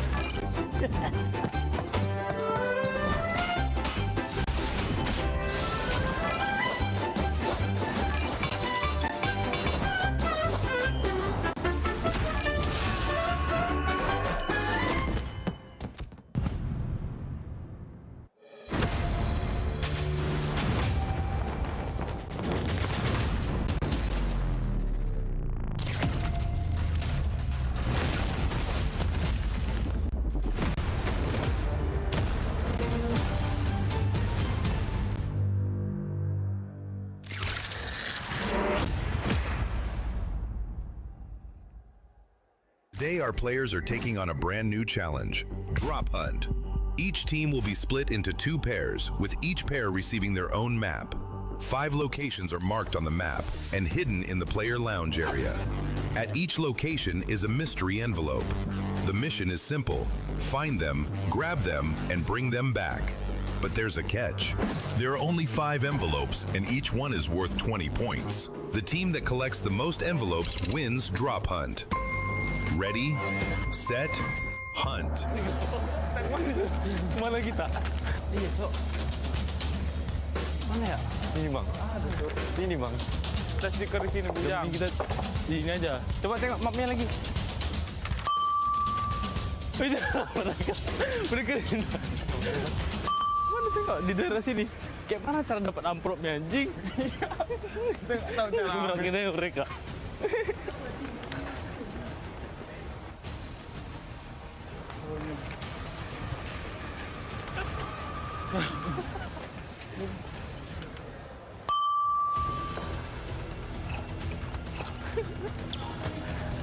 Ini kah? Mana si amplopnya? Pernah diambil harusnya. Lihat mana? Di sini. Viewing di situ, viewing. Viewing ini nggak sih?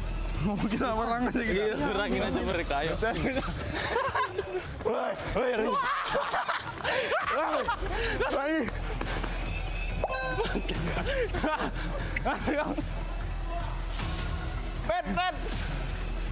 Pet.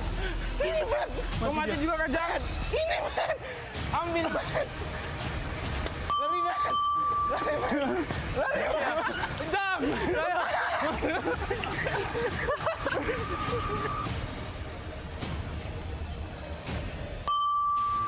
Oh, yang ini. Mana dia? Ini, Mas. Oh, tren juga. Ambil. Gini. We have 3, they have 2. We lost. Yeah. Nangis dulu, jangan nangis yang. Yeah, let's go.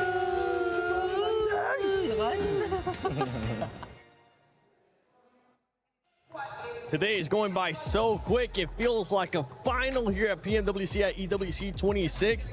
And these players are currently putting up the numbers. By the way, for everybody currently watching home, don't forget about the PMWC Lucky Spin that is currently in the game. Log into PUBG Mobile and get those PMWC skins. They are co-created with PvP creator, none other than Nana. You guys want to check them out, make sure you do so. The Alien Fusion Grossa looks absolutely stunning. On top of that, the Electron Energy set and the Proton Power set. Maxman has all of them, if I'm not mistaken, and I personally just want the Grossa.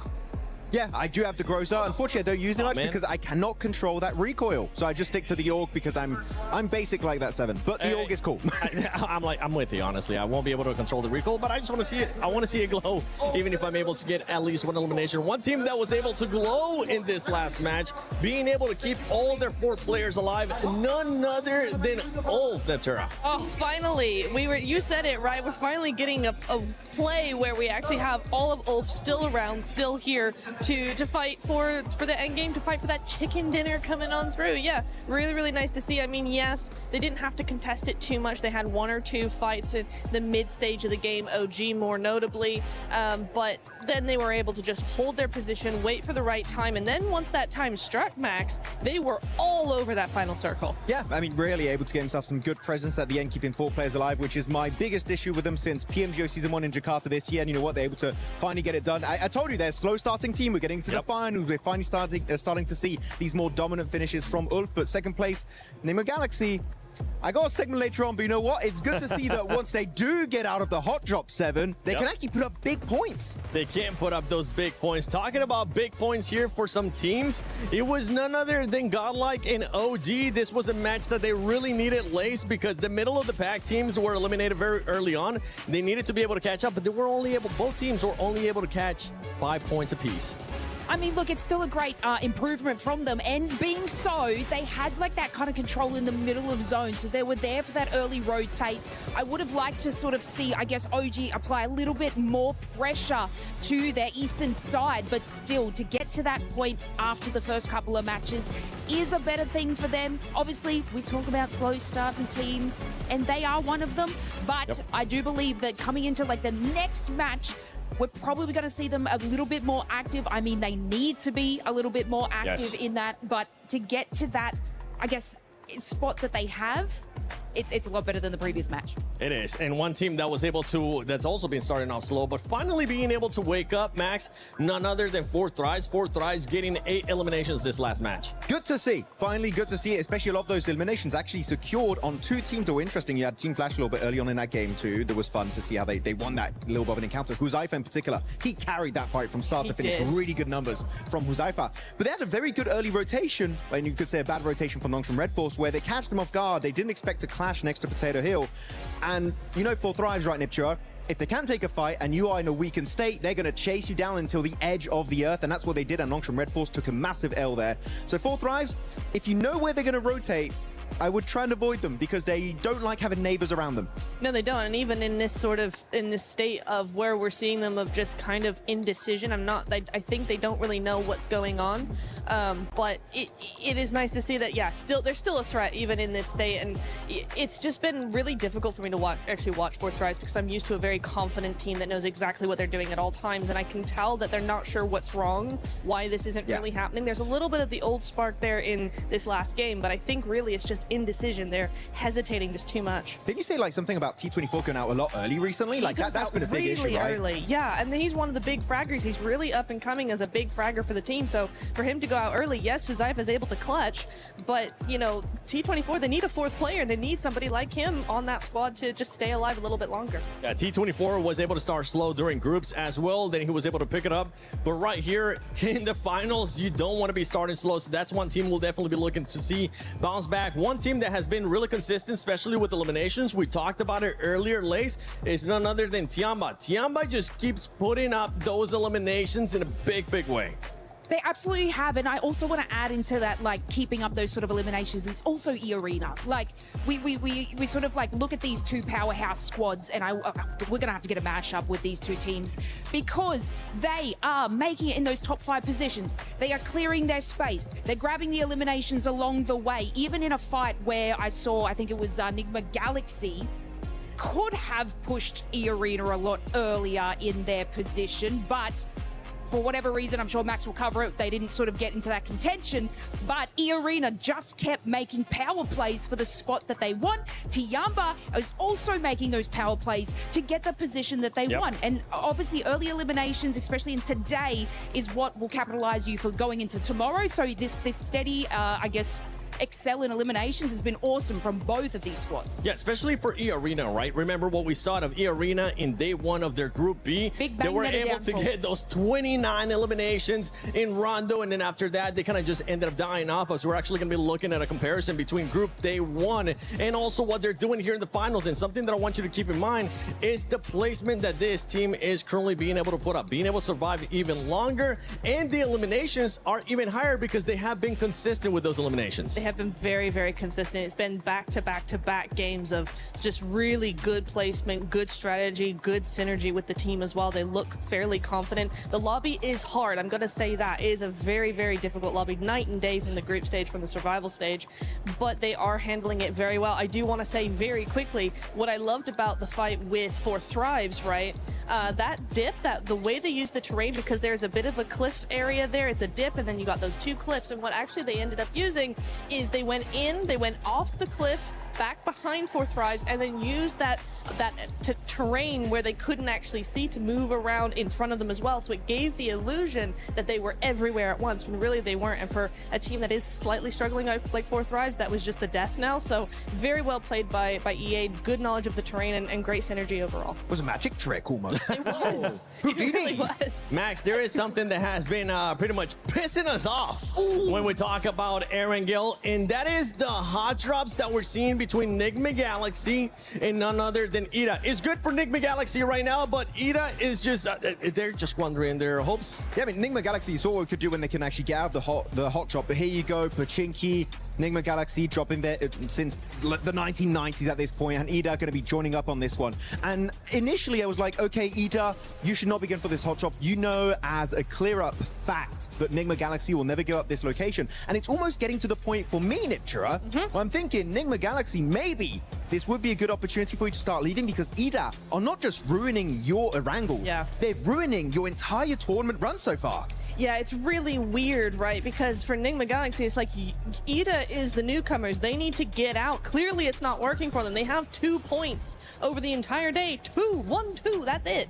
But you're right, Enigma Galaxy is ending up ruining their tournament chances as well, because we are seeing really good performances from Enigma. I love how they've been playing, but they're just entering the zone way too late because of Ida. Yeah, of course, we did say this game was good, right? Because they got out of the hot drop as a 4-man team. They lose a single player. I promise you, they do not get a finish like that. They do not get that many points. So right now, Enigma Galaxy, I would say there are other options available, and I understand it's your drop. You've been there for the longest time, but I do not care at this point which team leaves. One team has to leave. This is a waste of time, and it's making me angry, and I'm just looking at that on the early game.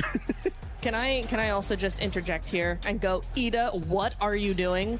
Because this is a team, remember, that got in through the group stage. They were second in their group. They had a fantastic second day. They won like 3 of the games. They were hyper aggressive. We know this is a team that can play very well, but they're wasting everything on a hot drop 3 times in a row. Yeah. Again, they have 2 points. You're not gonna win on 2 points. And teams are starting to notice this is such a waste of time. Like 4 Thrives, I think it was on one of the Erangels earlier, Neptura, they like just instantly third party it. And now teams are going around Pochinki waiting for the loot truck to come out, because they know no one is going to get that loot truck, because they're so focused on that clash between Enigma Galaxy and Ida. Of course here, big respect, by the way, Enigma Galaxy, the smokes and the way they started pushing these solo players, that was very well executed, but one mistake, one slight error, and you lose a player, and instantly your chances of a win dwindle to almost nothing. Well, we know exactly what happened when 4 Thrives joined the party, right? Enigma Galaxy lost a couple of players, and then we didn't really see them in that game. They went out fairly early on. They had to full send. Game 1, they had to full send to the beach and just kind of stay there. There was no opportunity for them to get any points whatsoever. So, yeah, for Enigma, this is bad on both sides. I'm mad at Ida for initiating this every single game, but Enigma need to figure out how to adapt to this. Yeah, we'll have to figure out how to adapt to this. If I had to pick one team to stop hot dropping in Pochinki, it wouldn't be Enigma, because Enigma has been getting the better end of this, especially they showcased what they were able to do in the last match. They're getting the eliminations too, so Enigma Galaxy, keep on doing your thing. If you're Ida, get the heck out of town. You need to find a different spot. But when we were talking about someone, you're gonna pretty much see here just the finish of this engagement between these squads. You know what, Max, Lace, who would you want to see just give up this hard drop between Enigma and Ida? It's got to be Ida, right? Like it has to be. Like, they're not even getting any further into the late game. They should have just made the decision to sort of rotate from this position. I mean, you know, I was kind of touching on, I think, Enigma Galaxy a little bit later into the zone, how they're making slow decisions. But again, this is slowing their decision. But Ida just, Look, by the way, look on the left side of your screen. While they're still in